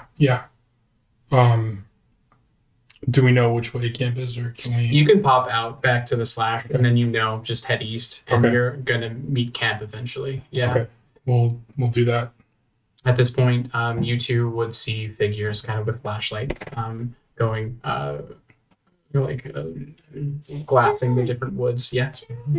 Before we leave there, would it be reasonable to say that I maybe had a glow stick or two with me? You left pretty quickly, unless you would think you had it on you when you were watching. My thought process is like I would leave one there as like a marker. Mm-hmm. I don't know if I would have Necessarily had it on you. The only thing I would say with that is that I was awake and like doing watch. Yeah. So maybe I would have. Okay. Yeah. If you think that you would have, then yeah, you I think maybe just one. you could pull out I a glow would've stick done. from like your Okay. cargo, Yeah, your cargo pants. and I'll drop that there, Okay. and then. Do you make crack my it way back. first? Yes. Okay. Yes. No, I'm just. Make a pull. No, I'm just kidding. Yeah. So you crack it. You leave it there. It as you walk away, you just kind of check back to see if Nafis is there, and it gives off, just based on the situation, an eerie glow as glow sticks do. This kind of like alien, bright neon light against the backdrop of the moon in the forest, making it seem like things are moving right behind it in the forest. Fantastic. Fuck. All right. We gotta go. Okay. As you head back to Hank Camp, you both hear Wraith still calling out Jack. You see their flashlights. You see them coming closer and closer. I'm gonna, still with one hand, holding my gun. I'm gonna try to stoke the fire a little bit and get it to go a little bit brighter and call out, "We're over here! Here!" I'll flash my flashlight towards them. Yeah, easy enough to spot, so you guys kind of make it towards, and you meet up back at camp. Is Jack with you? Jack, No, he's gone. he ran off with you. He was gone. He was right there, and now he's gone. What did you guys see? Fucking vivisected bear. The feast is gone. Jack's gone. There's tracks that go back to wherever that stupid fucking bear den is. I heard the sound again. Wait, the bear is dead too? Yeah.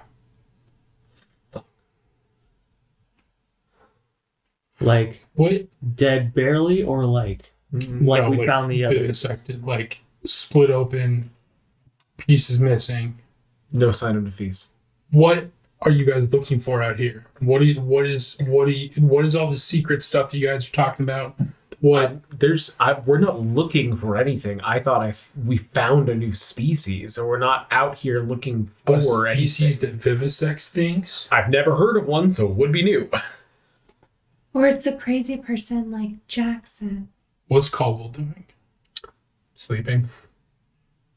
I go kick him. his head. There was no sign of Nafis, No, there's none. so we don't have a satellite phone. There's no sign of him. I mean, you could check the camp or Yeah. check his tent. Yeah. Make a pull. Walked right into that one. I did, but it's worth it. It was like a false sense of security for a second. Right? It's like, oh yeah, of course you can look. Should have known.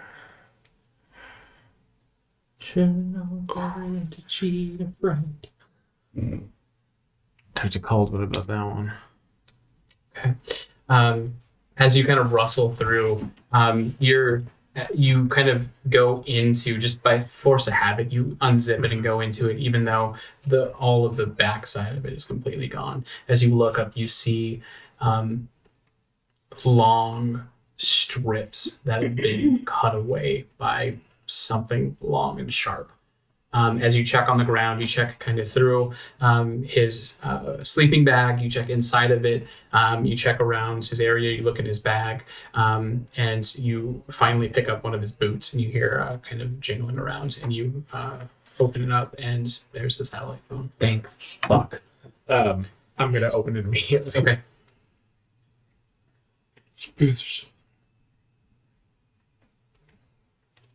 So as you open it up and call the number that you had, or that's kind of listed under emergency, or the contact number that you have, you kind of point it up towards the sky, trying to get a better signal, and you get through to somebody. It goes, hello, hello.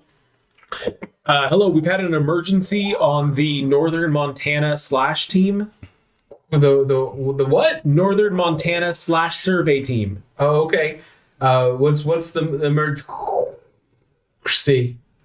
2 downed party members. Okay, we can get a team out to you in 72 hours. We've got 2 likely dead. Okay. We can. And it kind of goes dead. Ask for aerial support. Aries, It's say it's fucking The Aries. military bud. dead. 72 hours probably is aerial support.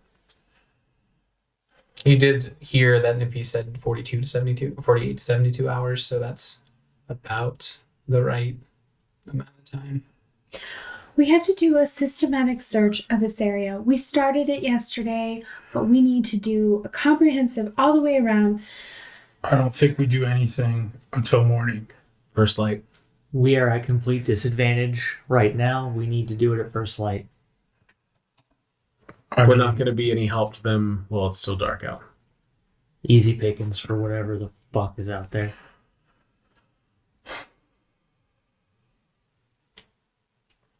What are you guys doing? I say we make camp as close to the fire as we can, each person in a different direction. And I don't know about you, but I'm not going to be able to sleep.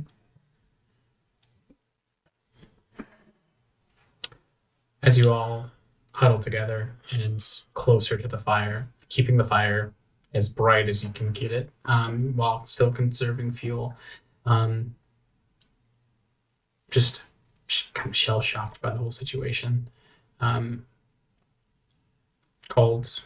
God damn it, we've called him Caldwell. Baldwin, I think. Yeah, Caldwell kind of leans over towards you, kind of trying to be quiet, but you're all pretty close. And he's like, "This is a good thing, right? We found a new species." If we get out alive. Still not like really registering the situation, just thinking about like the promotion he's going to get when he tells his people that he discovered a new species. If there's nobody left to report it, then there was no species discovered. He kind of just doesn't even really hear you. He kind of goes back to sitting on his haunches and thinking about it. He doesn't seem very bright. He isn't. I'm not even going to try to be quiet saying that. The rest of the night, what's left of it, goes by without incident as the sun creeps over the tree side. You can see now in daylight, if you look over towards Nefisa's tent, your tent that you share, there's a blood trail leading into the forest and disappearing. Fuck, he had the shotgun. Was there last night? That was there last night, right? Yeah. Okay. I didn't see it one way or another. Okay. The bear den you found.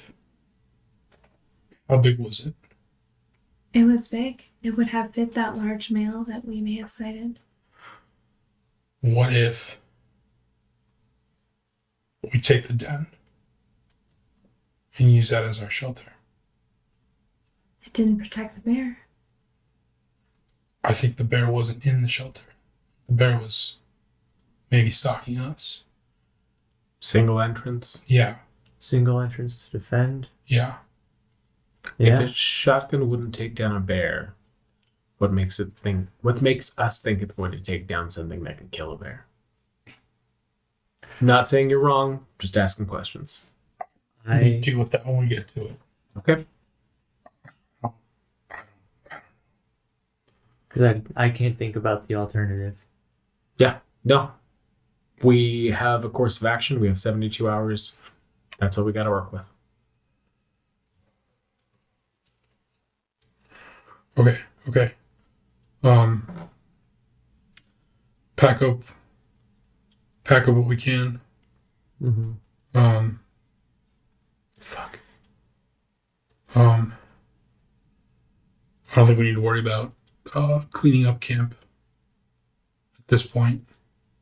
The bear's been taken care of. And like Lawrence pointed out, whatever's out there can clearly take down a bear, so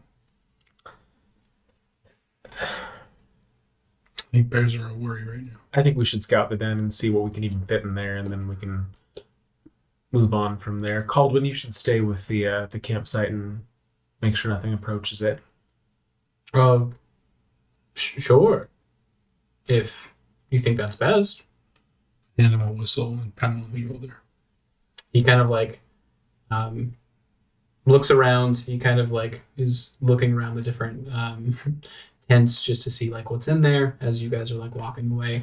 As he gets to Nafis's tent, he shudders. He's and he blows the whistle 3 times. How far are we away? Like You a guys couple are yards? A couple yards away. Yeah. Turn around. What? What did that? That's what happened while you were sleeping. I think I'd like to come with you. Well, somebody needs to stay at the campsite. Why? Do they? Should we just pack up camp? In case Jack comes back or Dwayne. Nafis. Defease. Nafis? I'm sorry. Nafis. Okay. I Okay, mean, we're all gonna go scout it. let's just pack up what we can. If we can't fit it in the den, we just leave it out. I mean, All right. Well, here we go. What was once rote, because you've done it so many times before, now feels sluggish. Everything you tear down and try to pack away,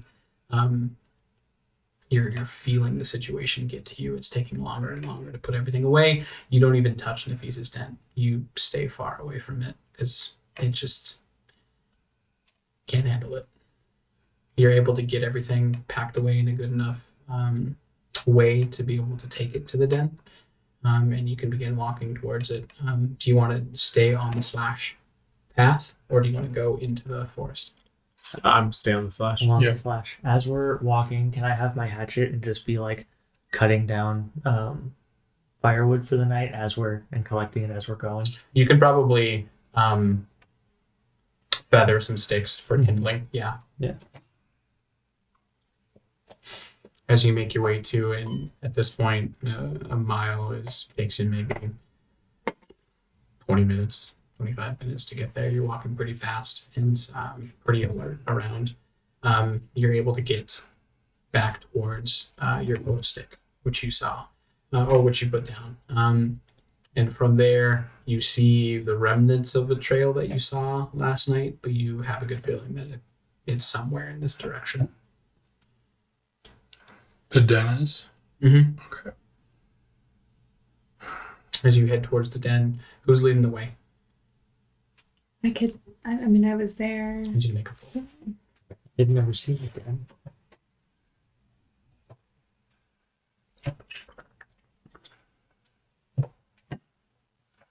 like how we're all just tapping to find loose ones. I don't know. It seems worse this time than before. Yes. Because this entire Not section is stable. gone. Yeah. Secretly glued them.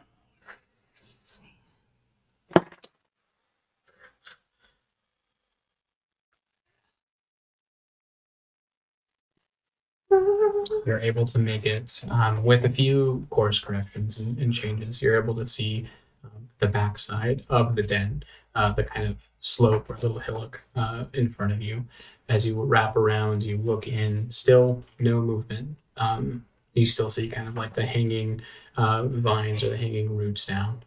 Do you guys go in? Yeah.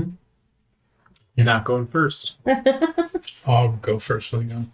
Okay, with a gun and the flashlight up, you're kind of you have to hunch down just a bit, but not a ton. It was a pretty big creature that was in here. As you kind of walk forward, you walk maybe 50 feet into it, and it kind of gets a little bit lower, a little bit more open. You look around and you see kind of crevices and rocks along the side of it. Something kind of dug through the soil, the easy part of the dirt to get down to this area. As you go forward more, you see kind of an opening, a little bit of a bigger area. This is probably where whatever creature, the bear, comes in to kind of hibernate or hide.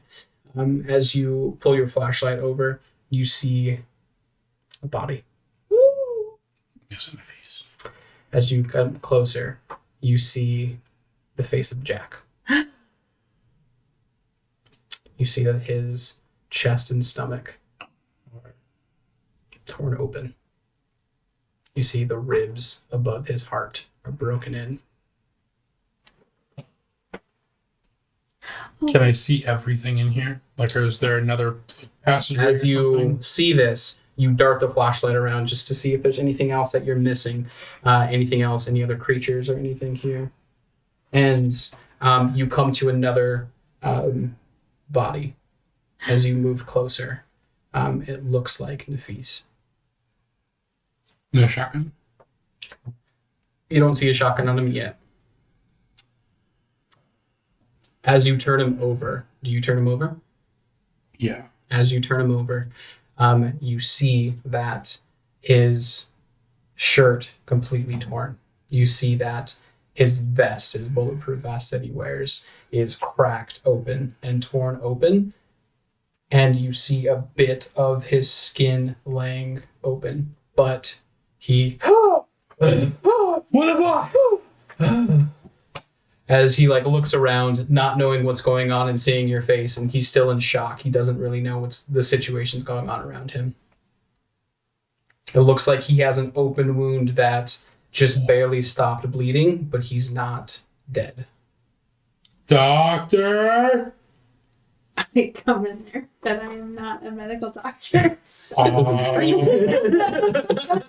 mean, you already got the name Doctor. The face. What? Happened? He's still kind of in a manic state, eyes darting back and forth. I take his hand. As he grabs it with a superhuman strength. And he is just looks down at his wound and Breathe, passes buddy. out again. Oh. I have a first aid kit. I don't know if there's anything that I can use from it, but Make a pull.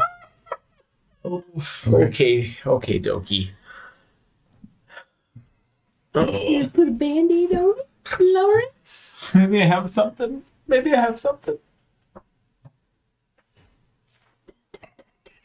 Okay. You're able to kind of pull back the vest. It's easier to take it off of him because it's just like a section of the chest was broken open of the actual bulletproof vest. So you take it off of him and you see that there is a gash along the upper part of his chest. Didn't get too deep. At some portions it's touching the bone, at other portions it's just kind of a graze. It seems like the vest saved his life. And maybe the creature got distracted or whoever did this, and for whatever reason he's still alive. So you're able to kind of pack the wound itself, close it over with a bandage, and You feel his forehead, and you feel that he has a fever or the makings of a fever. I'll put the vest back on him because that saved his life. And Yeah, you can like turn it around and then put it around. So like the back of it is the part that's touching his chest. great. While he's doing that, I'm gonna have Buck help me build a fire, Okay. like a small, so we can get light in there. I'll pull out a glow stick and crack it. As you crack the glow stick and you are working on your fire, you look around and it's littered with bones. You see different carcasses and different levels of decay all around, all of them having similar wounds. You get the idea that this isn't a bear den. Yeah. We Motherfucker. should leave immediately Where do we go? away. South. South, that's the only option. What if we surprise it when it returns? Can we barricade in here? I mean, we can. Is May there I- another tunnel, or is this it? Like, this is the end? May I point out? That's a head shake for what? That's the end. So Okay. there's no additional tunnels. May I point out the mutilated carcasses? I'm not fighting this thing. I'm also not fighting this thing. We need I to go. Apologize, but I don't think we stand a chance. I came up here to make money for my wedding, but there needs to be a wedding. I will not, if I'm dead, there won't be a wedding. We didn't find the shotgun. I was just about to ask if someone wants to make a pull to look for the shotgun. Yeah.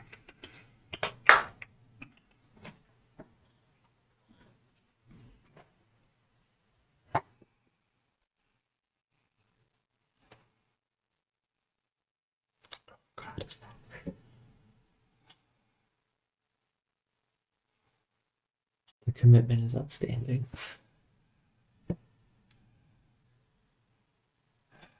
I can't feel it. Is there an assist mechanic? No, he could stop the pull if he wants. Can I move around? It's the just inside? like you take over. It's just like I Move as much push as you with want. one hand while he pulls or something.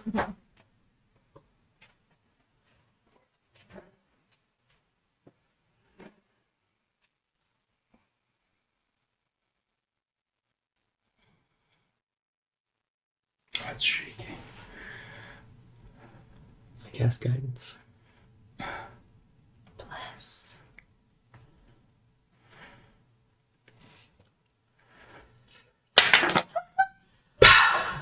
Whoopa! Gangnam Style.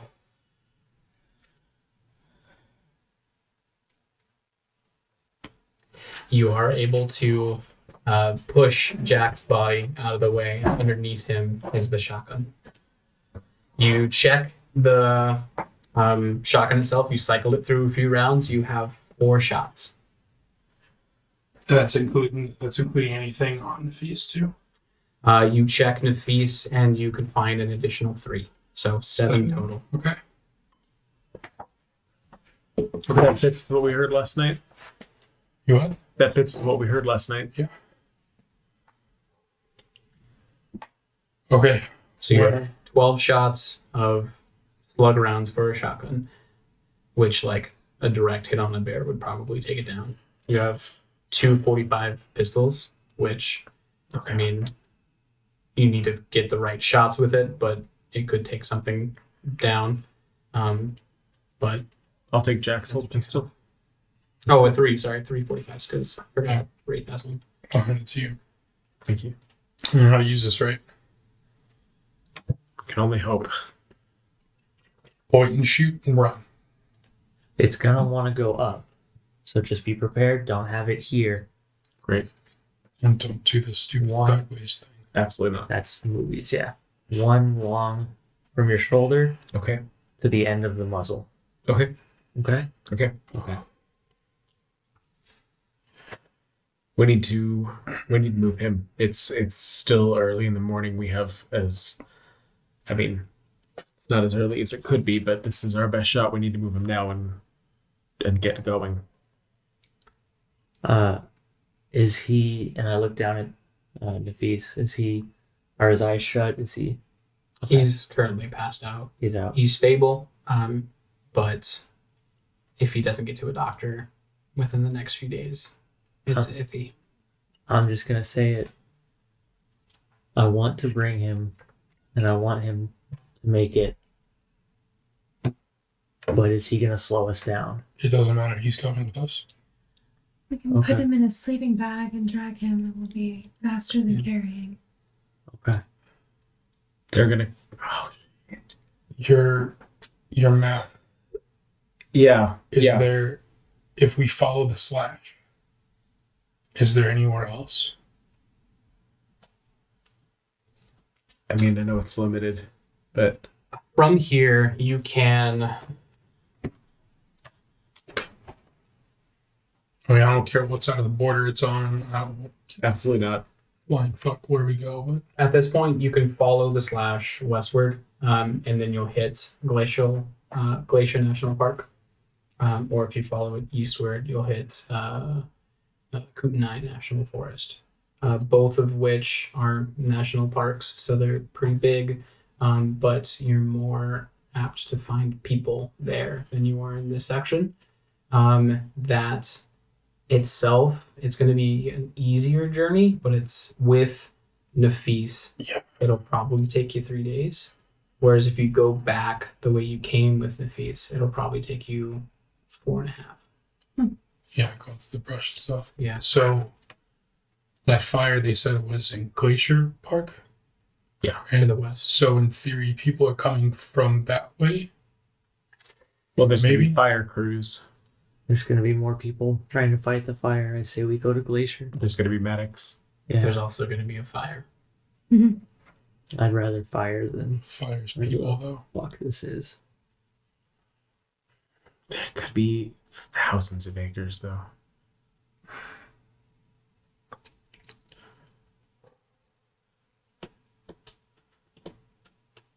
Also, this thing may not like fire. And I'm sorry, but we're burning daylight. I say we head towards the fire. Maybe there's a helicopter That's what working I'm on the thinking. blaze, and we can signal it or something. How many more glow sticks do you have? Probably not many. You probably brought maybe 5, so we have 4 left. So save them. Mm-hmm. Okay. If we hear anything, see anything, that's how we signal. I'll keep trying the satellite phone as we go.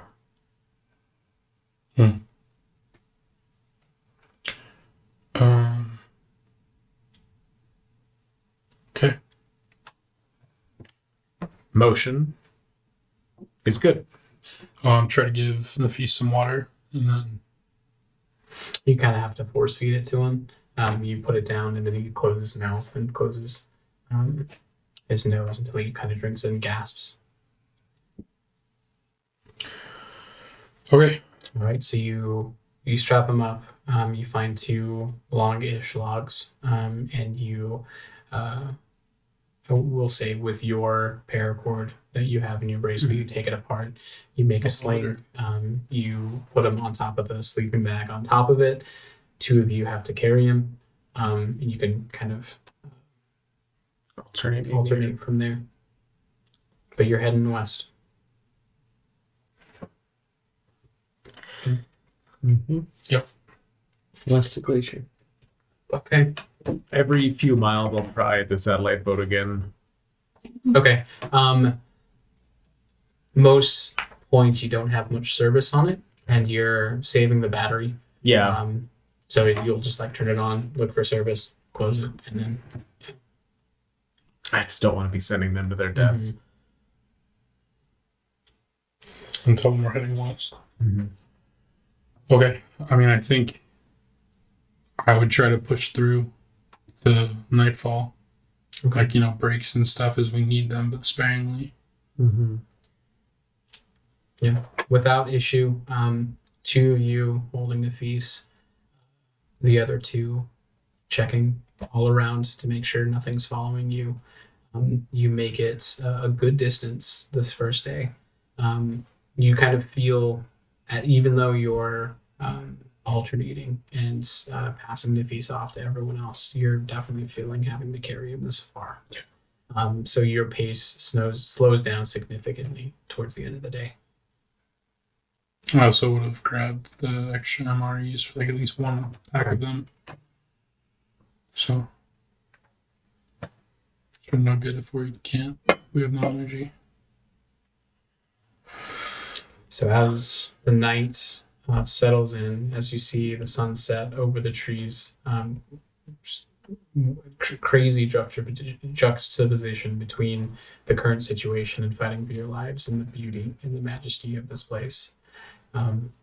You building a fire? What are you doing? I almost wonder if we shouldn't. We could try that.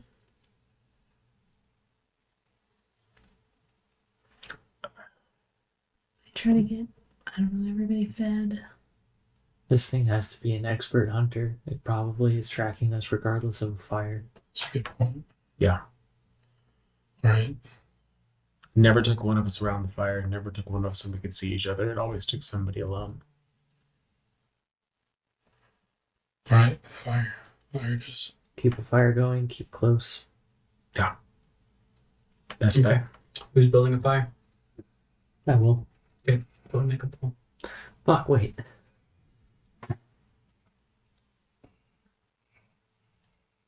Nope. Nope. Buck, wait.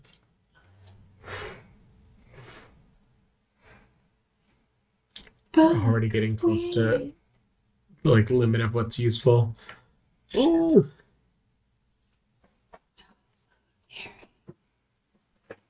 This is impossible. This is not.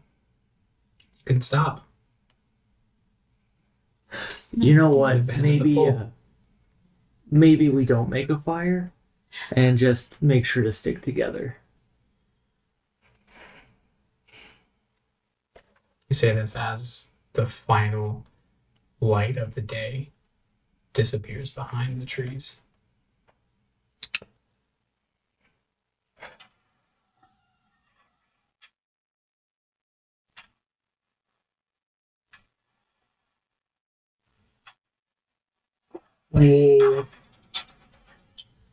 Is that gunfire? The same clicking sound, more rapid and angrier than you heard before. Sounds like it's all around. It sounds close. It sounds far. You can't really tell. Light a fire, light a fire, light a fire, light a fire. I can try. Light a fire.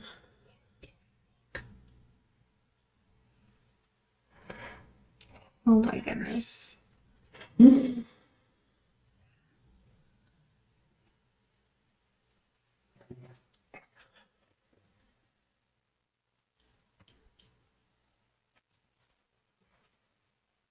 You're able to light a fire. You're able to make it big. You're gonna be able to make it the biggest fucking fire you can make with all the wood that you have. You huddle close around each other. Are you setting up tents? Are you just sleeping out in the? Don't trust No tents. tents. Okay. Can't see it. Is everyone sleeping? Are you? What's going on with? I'm gonna try and sleep. I'm so Okay. tired. We need to try and take shifts. Yeah. Yeah. We can't keep going like this. I'll take first. Buck, one or two. Two. I can wake up early and get the tail end. Okay, Brayden, you and me. Yep. Just like old times. Okay. It's called Caldwell. Caldwell. He'll. I Forgot that fucker. I can take the second. Yeah, you fucking can. Yeah, I'll take the second. Okay. I will. I'll cock the gun. As he says that. Was it already loaded and another bullet just goes bing? Shit. First watch, you feel the forest quiet. You feel there's no life around you. Dead silence. The fire almost doesn't seem to be enough for the darkness that's around you.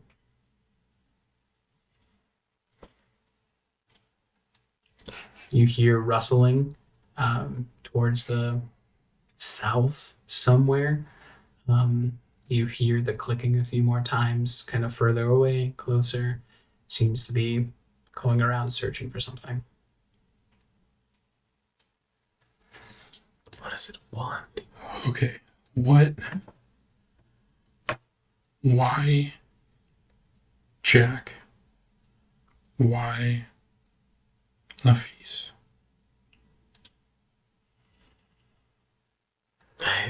What was the difference? Why Nafis? Why not? No offense, Buck. Mhm. But you were in a tent too when Nafis was. I mean, if it is an animal, Jack's probably just opportunity got in the way.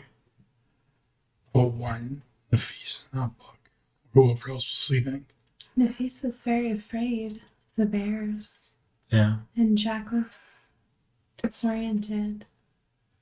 Was Nafis closer to the woods than Buck?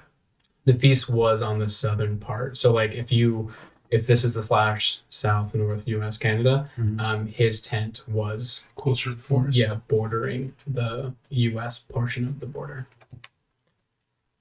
Opportunity again. Closest to the woods. Alone in the tent.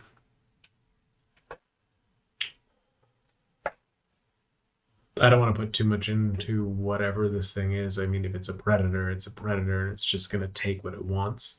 Why does it go after a rabbit, a buck, a bear? Again, if it's been tracking College us. should not prep me for this. Oh, I'm not here. Sorry. College should not prep me for this. How do you? I've seen a lot of evil shit. And I can tell you most of it just comes down to opportunity.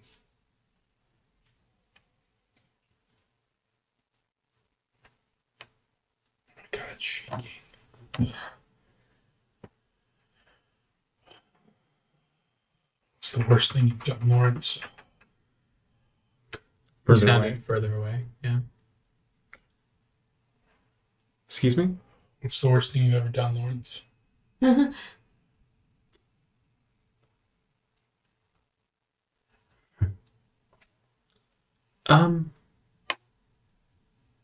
God, that's a broad definition, bud. It's a broad definition of bad. Okay. Worst thing I've done. I sold out somebody that I cared about to get what I wanted and what was for the best. And they almost died for it.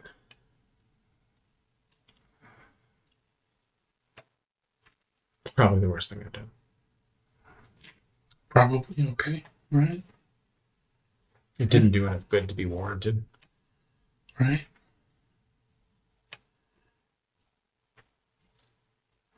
Sorry, I'm just trying to keep awake. No, fair. I think that, I mean, if we're going to be bearing our souls, then I think it's your turn. I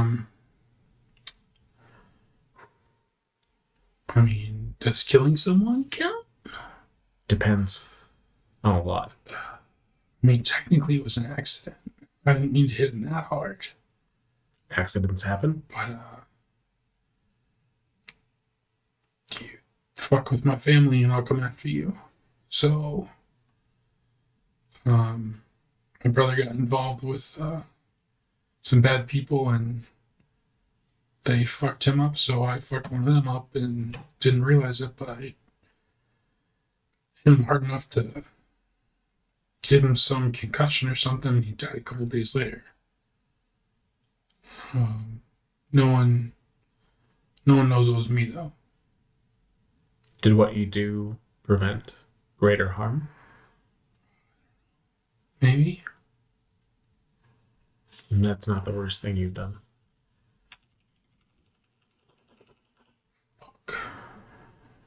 a little bit closer. But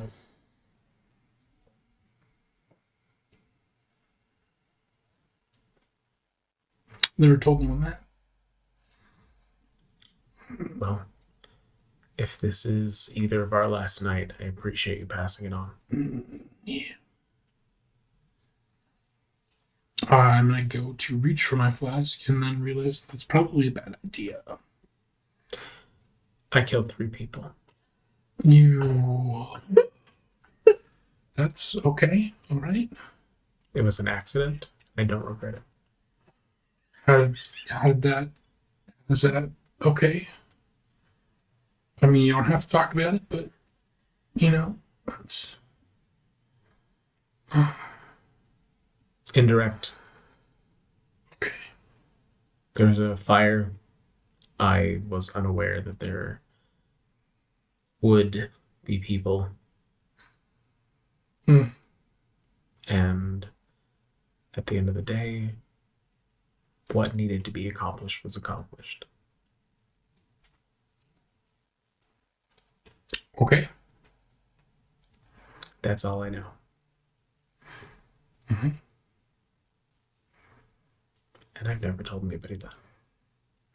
Well, thank you.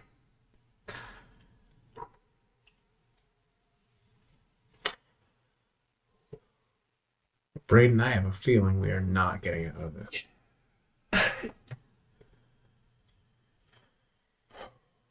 as your watch comes to an end, still you hear the chittering in the distance. Nothing super close to you. The sound gets louder and closer. A few tense moments, but nothing through the tree line. Do you wake up, Buck? And okay, Caldwin. Actually, I'll take. It's not. I don't know. No, I'll sleep through. I'm sorry. You're fine. Ugh. Whatever you want. Okay, I think I would be up anyway. So unless you want. No, you 3 can have the watch. I don't trust Colin once you got it. Can you give me a D4? A D4? Yeah. Why? There's more I random. wonder how many players I have. There's some of mine if you want to open mine. I have multiple, but some of them suck. I mean, Mark's touching it, so it's no matter what. That's a nice one. Lordy. First roll wasn't good enough. Okay. As you 3 come out to watch, Caldwin, whatever the hell his name is shaking in the boots. He is beyond nervous. He's kind of like shaking the gun as he's like holding it up to the forest. You seem to finally have realized that people are dying. Yeah. I will not hand him the gun. I mean, I will go to bed with that thing. I will not. These 2, I trust. I trust him. I'm sleeping with the shot. And I apologize. No, you're good. And I assume that we're sleeping in the same tent. I didn't know. Or no, we I'm sorry. No. Yeah, Well, I assume we're sleeping like close. I feel like everyone's. Yeah. You kind of hear that same sound further away, closer, further away. God, I hate this. We need to get out of here. I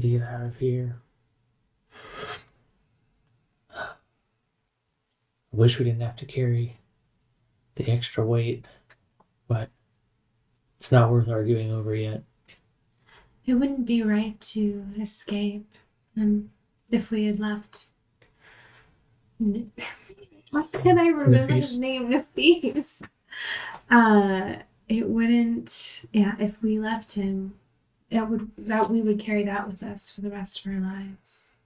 I understand that, and I'm not too worried about carrying that because if it comes down to him or me, I'm choosing me. That's understandable. Most people would. Thank you for at least understanding my viewpoint.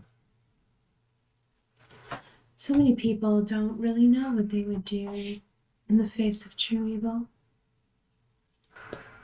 I came to, At least you're being honest with yourself.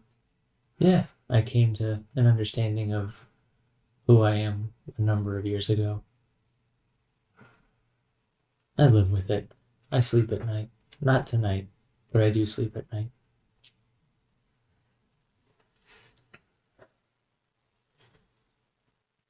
Baldwin, how are you holding up? He's kind of like, fine. He's kind of like nervously holding his hands back and forth. How are you all doing? Yeah, how are you doing tonight? I mean, you know where I stand now.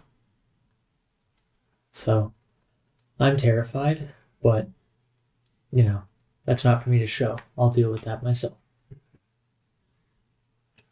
I need you to make a pill. No. Because you abandoned it earlier. Now you must return. Yep, I'm standing. Can you stand? Yeah, well, I do now. Thank you, Hank. Of course. Thank God.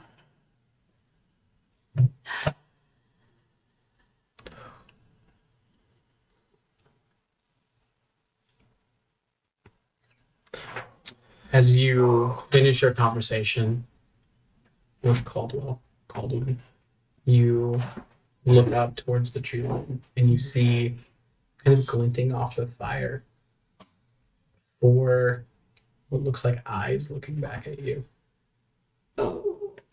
And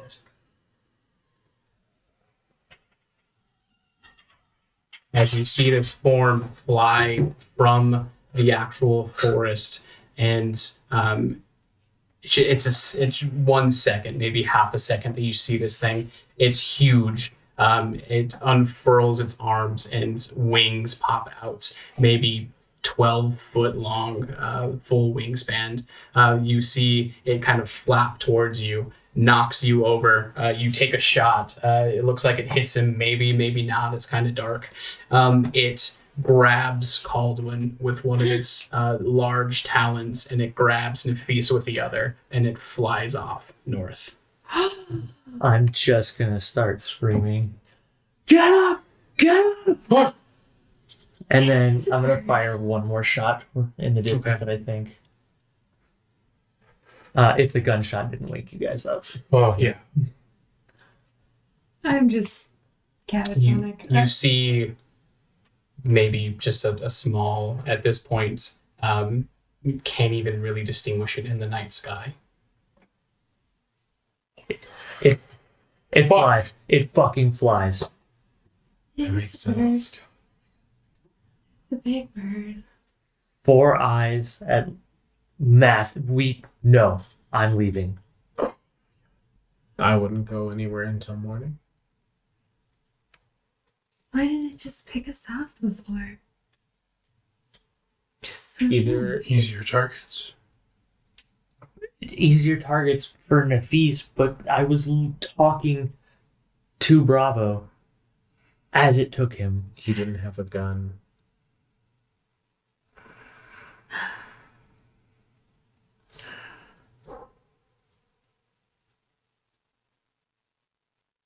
Either it found what it was looking for, or it's coming back for us.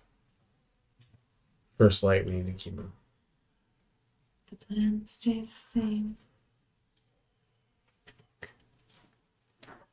Leaving life or death up to a fucking chance. What else we do? Oh, As behind you, you feel something drop to the floor. As you look around, it's Nafisa's body What the fuck?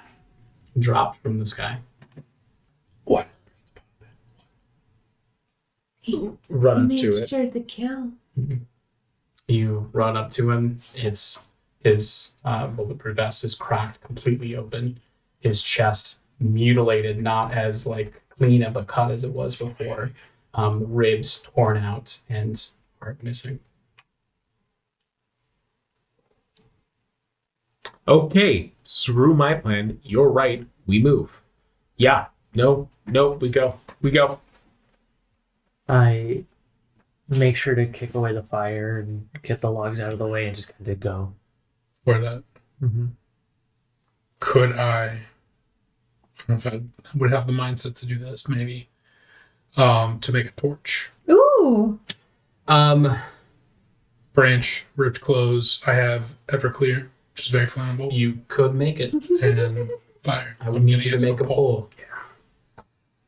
I think this is gonna help us. Try. As you, with a shaking hand, rip some clothes, some extra clothes you had in your bag, soak them in Everclear, trying not to get it on yourself. Once you light the fire, it might light your clothes on fire. You wrap it around the torch, finding a place to crack the side of the torch and nestle it in so it doesn't fall off.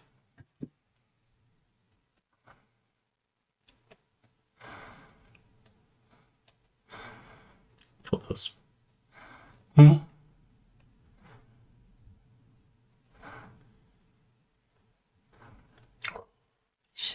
She knew how many levels it was the first time.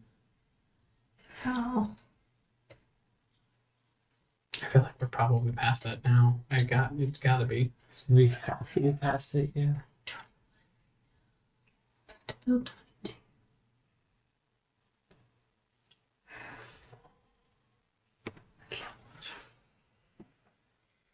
Using up the last of your alcohol, You have to put that down. you're able to soak the rag with the remaining, and it's just enough to get it damp enough to light. Okay. You now have a torch. Torch it up.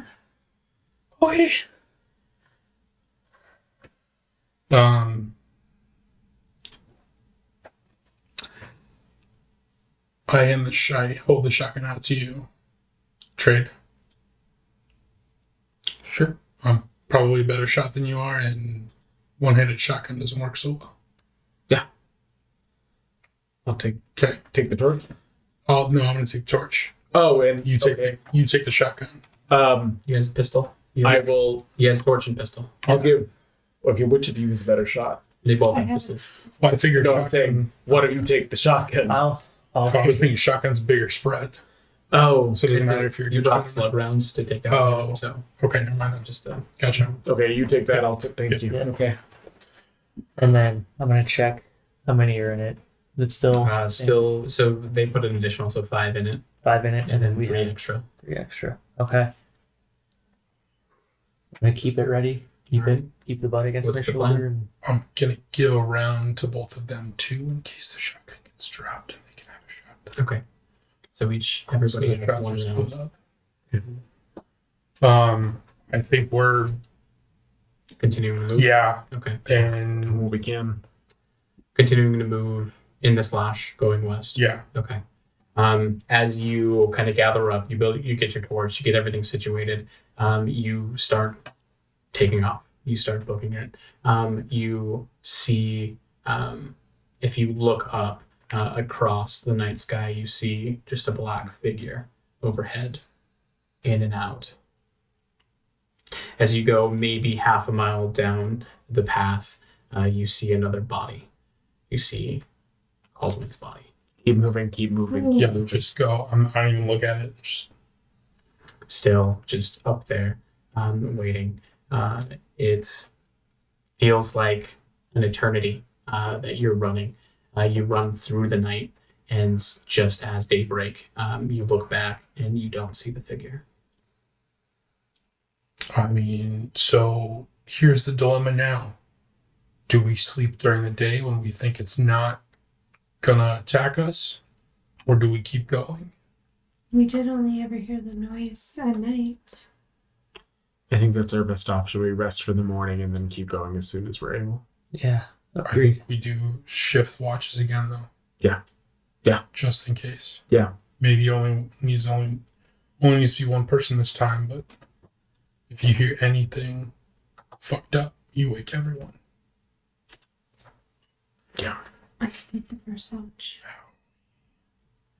We don't have a torch for tonight. Alright. I'm gonna curl up in a ball. Okay. Who's taking watch?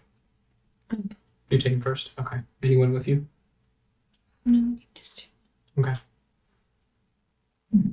As you kind of settle in, still antsy, still your senses are going at 100. You're kind of hearing everything, smelling everything, seeing everything.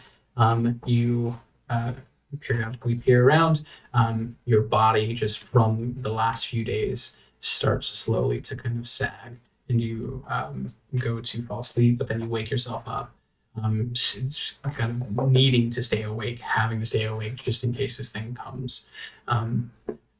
If the next few hours go by, nothing happens, no movement. You can hear the sounds of the forest. You can hear birds chirping, and nothing else really is going on.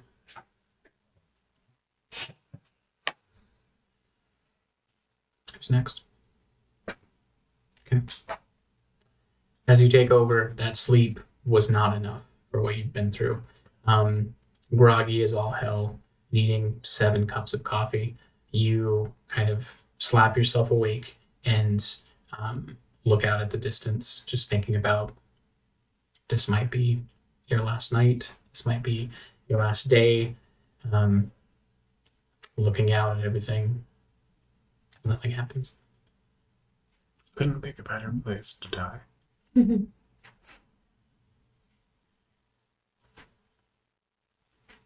Who's next? Okay. Your watch is the last of the day, and it's starting to go into dusk. As you know, or you have a feeling that this creature comes out at night, you're more on edge. You're waiting to hear that sound. You're waiting to wake everyone up and just beeline it, run again. As the sun begins to set, did you guys pick a time when you're going to wake up and start moving? I would start as soon as the sun maybe like touches the tree line, Okay. or like starts maybe halfway down the tree line. Wake everyone. Touches. Just touches. Okay. Or at least. Yeah. You get everything up, or you get everyone up. You didn't really make camp. You didn't really do anything. So you just pick up and start going again. Start hitting the same way down the slash as the sun slowly creeps down past the treetops. You hear again.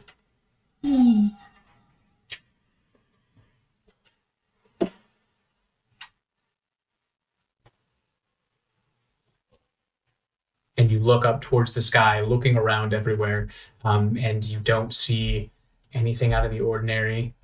It's a darker night tonight. No moon's out. You see, again, thousands of stars, but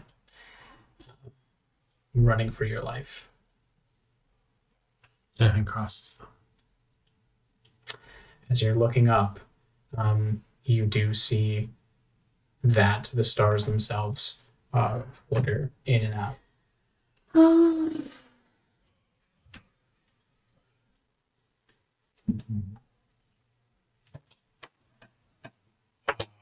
Just keep running. Yeah, there's nothing else to do. I mean, run or make a stand, and I don't trust a stand.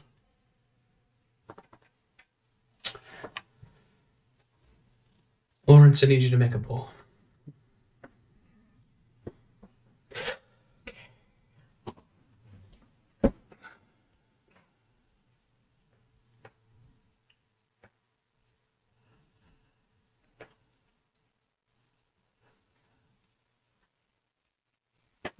He has gone. Hey. Yeah. Yeah.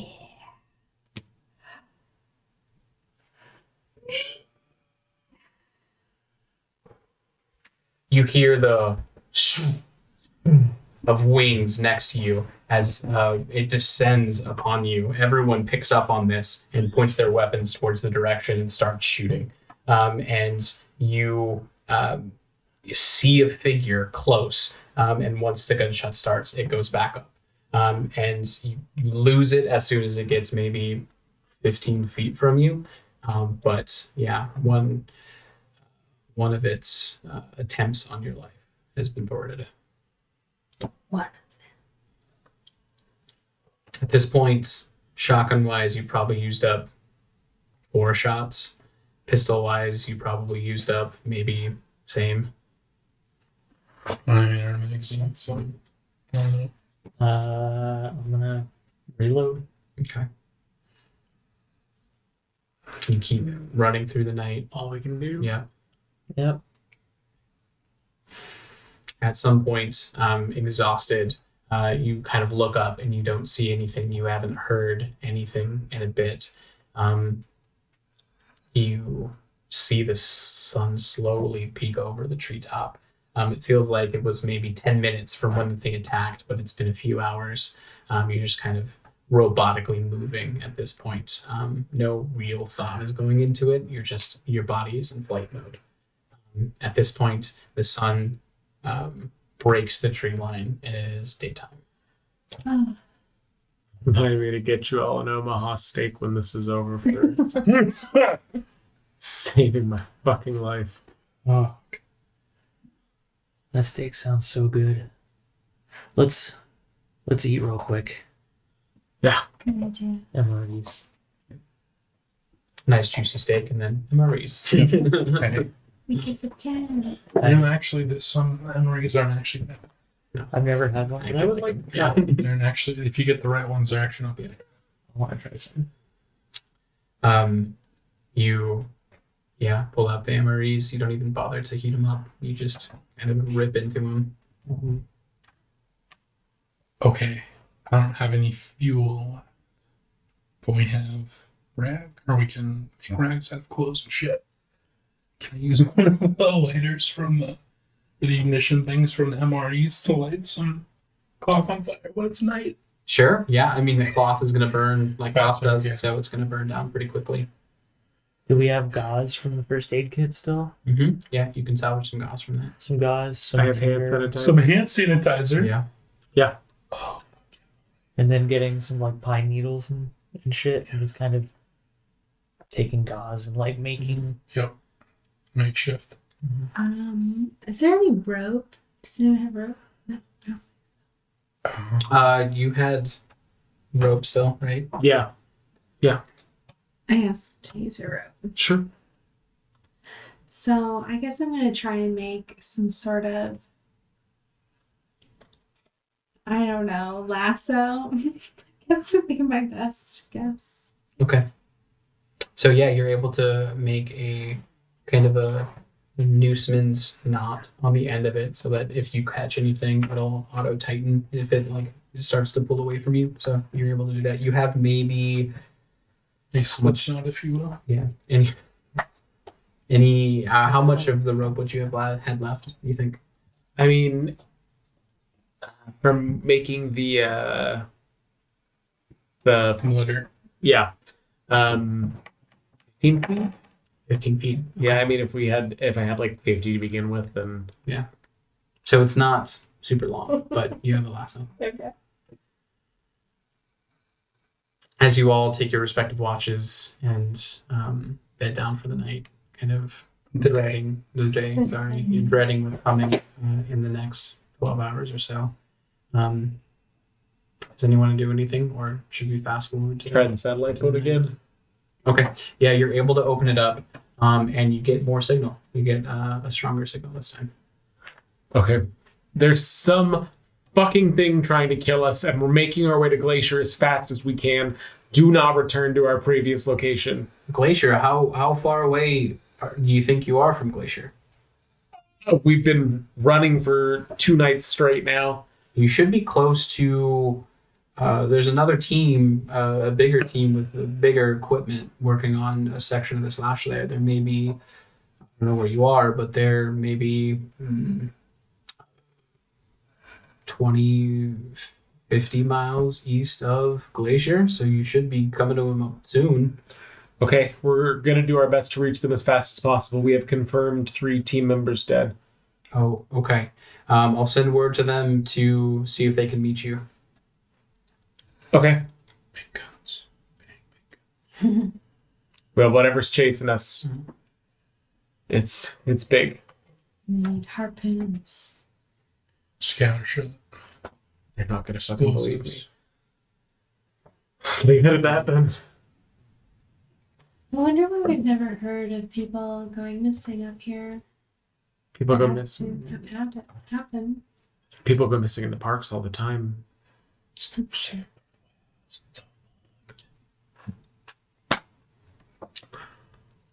Just seems strange. Do you think it knew all along we were coming?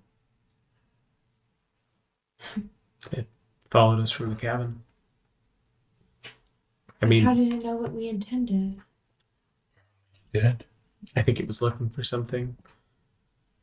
Fuck, I'm sitting here telling you opportunity, but I mean, why would it start at the cabin and follow us all the way up here? That was where its den was. I don't understand anymore, honestly. I don't understand. What if people know about this and this is that fucking new species you guys are looking for? We weren't looking for a new species. Your friend was. He was an opportunist. We were looking to shut down the deforestation. If we found a new species, it shut it down. He was looking for a new species of insect so we could call the federal government and say, well, something here needs to be found and protected. You can't deforest. That was all we were doing. I don't think he knew shit. He was an idiot. And that's saying something coming from me. But I don't think he knew shit. We just gotta keep going. Follow the slash. Even before tonight, even before the sun hits the top of the trees,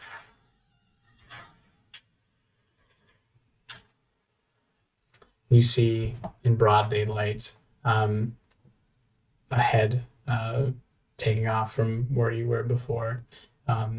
It was like Buck said, it's a giant animal of some kind. You can pick out long wings, maybe 10, 12 feet across. It's from what you can see, it's pretty far away. There's fur, or there's small feathers on the underside of it. It has a long, rounded, stout beak that you see now is where the sound is coming from as it chomps over and over again. That's what the clicking is. It's such a long beak that the clicking itself has a bass to it. It has like a deep sound to it.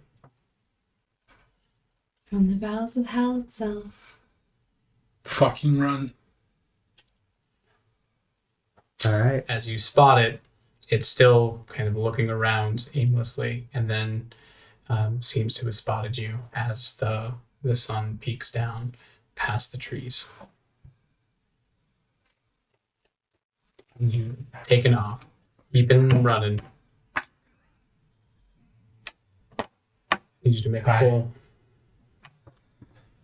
Should I actually stayed in the tree line or something? Wondering about that. Baffle. Well, they just couldn't see us directly.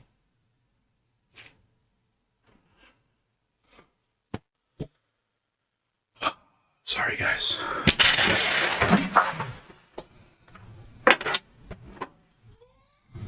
As that happens, you see this creature. It comes down to its feet as it goes to all fours right in front of you. As your party stops, it stops your momentum, and you can see its beak as it pulls up to two legs. It's kind of like curls in its long neck and looks down at you, and you see four eyes looking straight at you. Fuck you, bitch.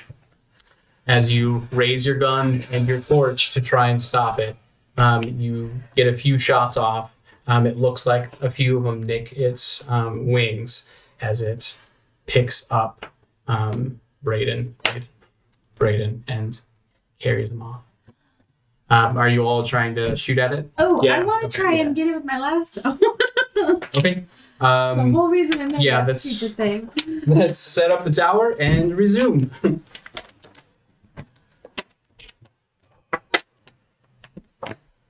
Uh-oh. Do we have one?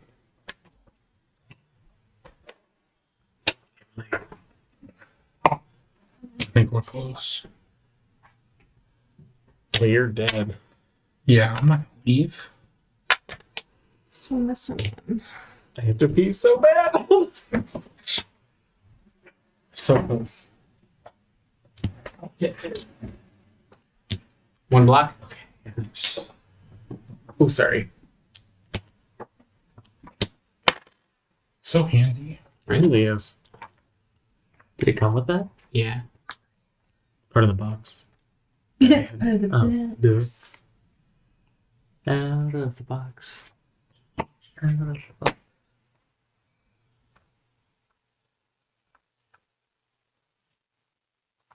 So hard. It's just like Nothing closer and closer. All right. I need everyone to pull 2. sorry. Shouldn't it be like 4? Because it's not Hank anymore. Oh, you're right. So we'll do 3. Everyone pull 3. All right. Make it count.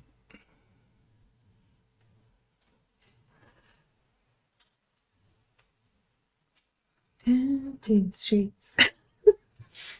What's that even from?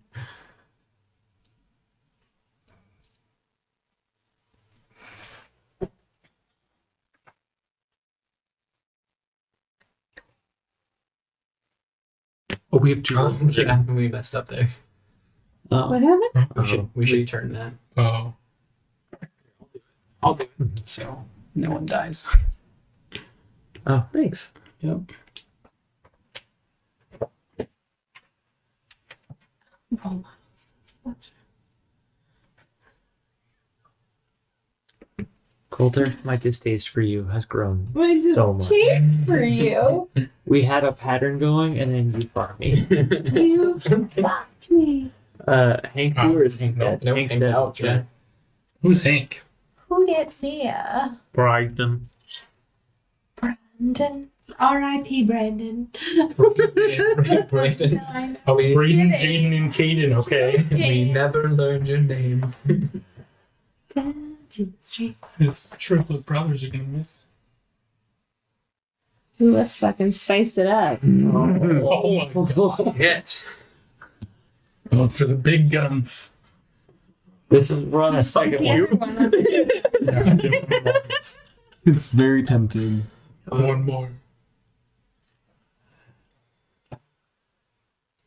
And the doctor's like, "Why'd you lose all that weight? Do you want to be more healthy?" And it's like, "No, my fingers are fat for dread."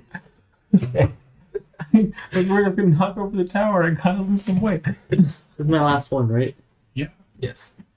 Right now. If only for now.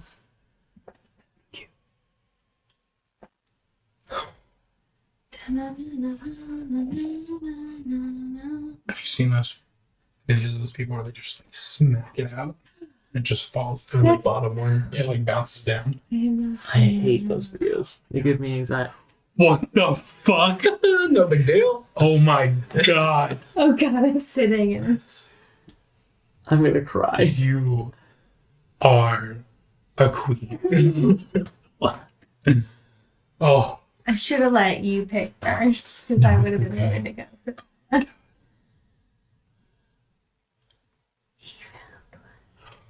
There it goes. I feel like it's fitting though. That it's that precarious. At this point in the story. Yeah. Agreed. All right. So, you want to try your lasso? Yes. Go ahead and make a pull.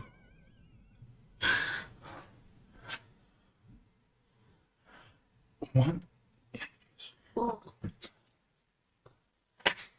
Can't look. Okay. You're able to get the rope around a portion of its body. It has too much speed and mass, so it pulls right out of your hand. You can hold on to it if Yes. you want to try and hold on to it. Sure. As it pulls you into the air, you're airborne with it, and it takes you up 10 feet, 20 feet. Shoot! I was gonna shoot it as soon as she leaves the ground. I'm gonna shoot it. Okay. Are you shooting as well? Yeah. All right, so you both shoot. You could Both make hit a me, pull. you know.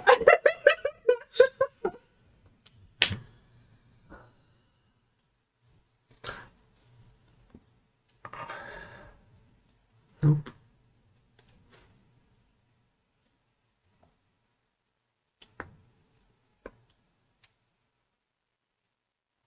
Nope. Oh, still even that one. Oh my goodness.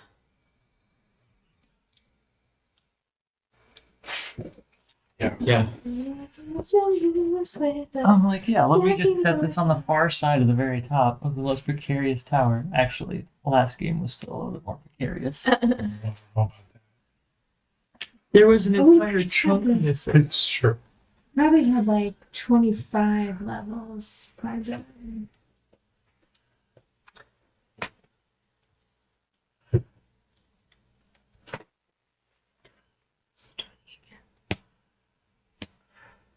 You both take your shots, trying to avoid the now airborne Wraith, Dr. Wraith. You do feel a few of the shock, or you see a few of the shotgun hits hit its mark. Some of them tear through one of its wings, some of them hit it in the side, some get very close to Dr. Wraith. Your shots as well, you see it actually pepper this thing since it's so close. But it's still flying. It's flying in kind of like a little bit of a muted gait from what you saw before, just because of the holes in its wing. Hovering about maybe 25, 30 feet above the ground. You're going to shoot it as well? Yeah, go ahead and make a pull.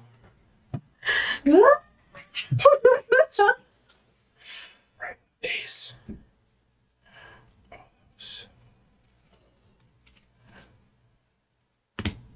Okay. You are able to catch it kind of right center, what you would maybe consider its chest. And it looks down at you, finally kind of realizing that you're next to it for the first time. It actually drops Brayden out of its other talon, and he falls to the floor 30 feet off the ground. At this point, you're still up there with it, and it knows about you. I need you to make another pull. It's going higher. Am I dead? You're dead. Yeah. You dead. He that dead.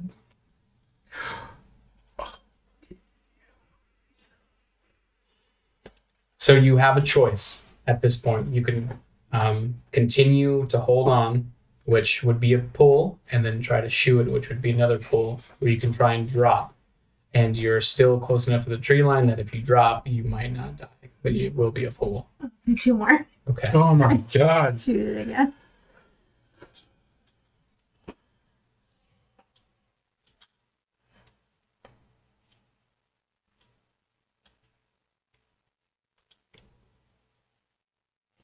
Okay.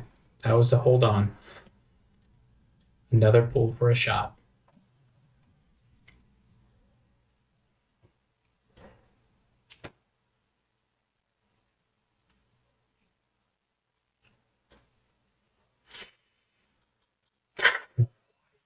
You take 4 more shots at its form, and you see them all hit home, as with its other claw. 2 of its claws are engaged since it's flying, and its other claws trying to get at you, and you're kind of like somehow flying out of the way. You're losing your grip.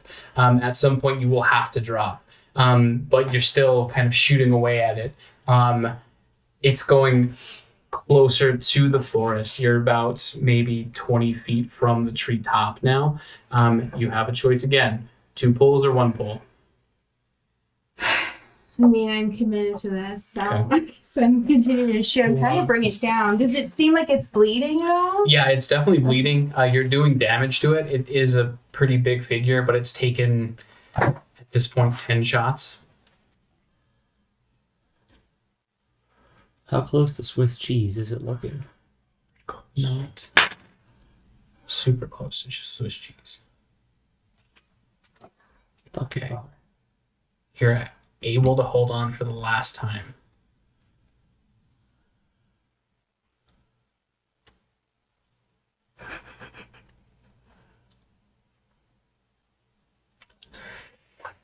What? you take your final 2 shots at the creature as it takes a nosedive to the ground.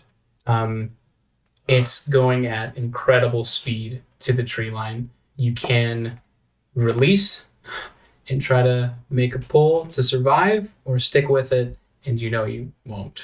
Oh, okay. I'll try Yeah. to survive.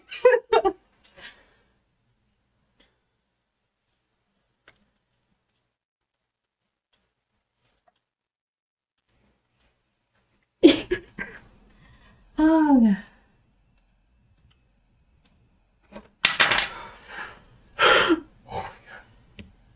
As you fall off onto one of the branches or onto the tree cover and hit branch after branch as you fall down, falling weird on your left arm, breaking it as you get up. You're limping and your arm is broken, kind of flailed back the other way. ow. And you see in front of you, maybe 50 feet away, is this hulking form of a creature that took a nosedive into the ground and is kind of slowly like moving its way up, but it is very hurt. Oh, God. Do I get a sense how far away I am from everyone else? You have no idea. No idea. Is it fair to say that we are sprinting? If you wanted to, yeah, sprint That's what I'm after. gonna be Yeah, doing. okay. Yeah, you kind of try to gauge a direction and just go.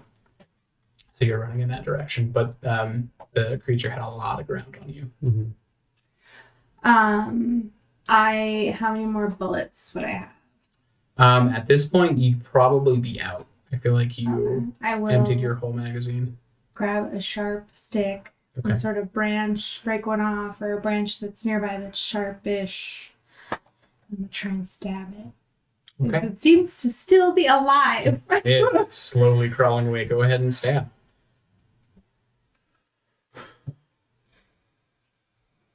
Oh, hey, look at this one right here. Oh, no, that's not that one. Wait, maybe this way. One of these. You see it now. This noise that kind of has taunted you these past few days, as the giant beak goes up and down as you slam down, and one last one, and it goes limp.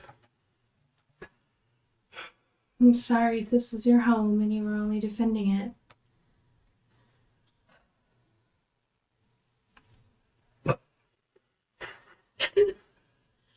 I guess I try to find the guys again. What are you two doing to try and find her? Running and calling out her name. Okay. Doc! Which, of course, her name to me is Doc. Yeah, it's like Dr. Ray, Dr. Ray. After you choose a direction to walk in, and you just kind of go. After maybe I would say 20 minutes or so of you two sprinting through the forest and you walking in a direction, you can hear voices. I run towards the voices. I'm calling them back. Lawrence, back. As you both or all three meet up, you see the doctor's arm is not right. Oh my god, you're alive. It's bending over backwards. She's bleeding from a few different parts of her body. She has large gashes on her forehead, but she's alive. I think I killed it. We gotta go. I'm okay with that. I think I need a hospital as much as I Hey. don't like hospital. I think you do too. Here, get your arm around me. Or you think you're a good one. It goes right into whoops around. Lost in the forest. I need someone to make a pull to make it back. Lost. We are so lost. I'll go.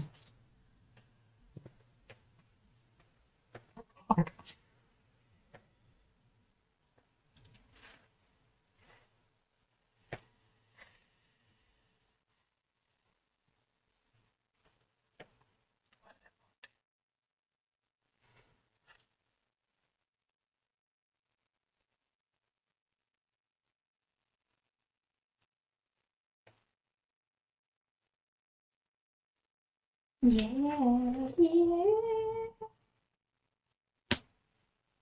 You're able to make your way back to the slash, and slowly but determined, you're walking ever eastward.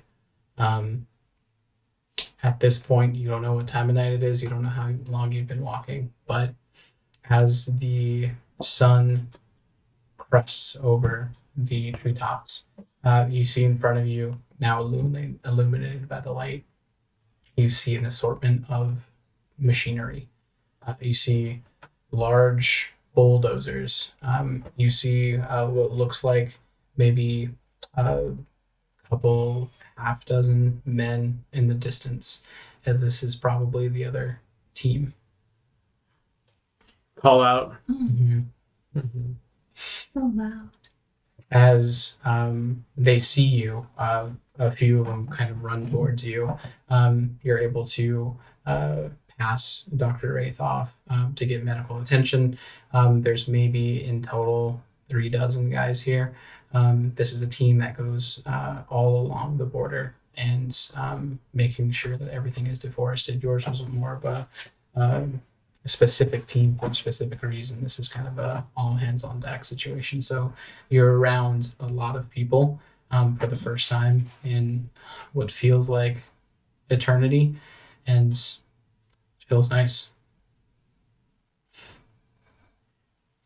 At that point, you're all in respective. They have kind of little cabins set up, little like mobile home situations. You each have your own cabin, or if you want to share one, as you kind of look at or reflect on what happened. I want to share one. And yeah, what do you guys do? Do they have any food, or is it all? Yeah. Yeah, they have some. They have a few things they can throw together. There's a few of the other people that were hunting, so they have kind of fresh game meat available. Yeah. Buck's gonna ask for a plate of food and any alcohol if they have it. Okay. Call home. Go home. Okay. Sitting outside after I get patched up. Call Caldwin's family. Oh. It's a hard conversation to have as you're kind of sitting back, not letting yourself relax still, because you don't know. You're not at home yet. You're not out of the woods yet. You feel safe.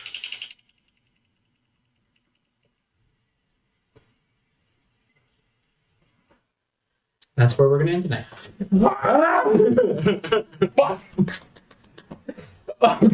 Thank you all so much for joining us. I know this one was a little bit long, but it was really fun. Yeah, Jesus Christ. I guess we're going to do an after party right now as well, right? Yeah, I mean, if people are okay, I mean, People I'm are still there, late. We Yeah. can do a quick one. Okay. Yeah, at that point, I thank you guys so much for watching. I don't really know the outro if someone else wants to take over. Yes, of course. Thank you so much, especially to all of our patrons. Thank you to Sparky, Dossiva, Daniel, Rio's mom, Alistair, Sean, Rockelman, and Death's Grasp. That's a new one. But I like it. And of course, if there's anything that you want to see on the stream that we haven't done yet, please let us know. This was one that we were really excited to try to get into Dread, and I'm sure it won't be the last time. So thank you so much, Mark, for doing Yeah, this. if you guys ever want to play again, I'm super down for Dread. Love this game. Oh, And happy Halloween. eventually. Come up with a tagline. Eventually. On Halloween. Halloween. Yes.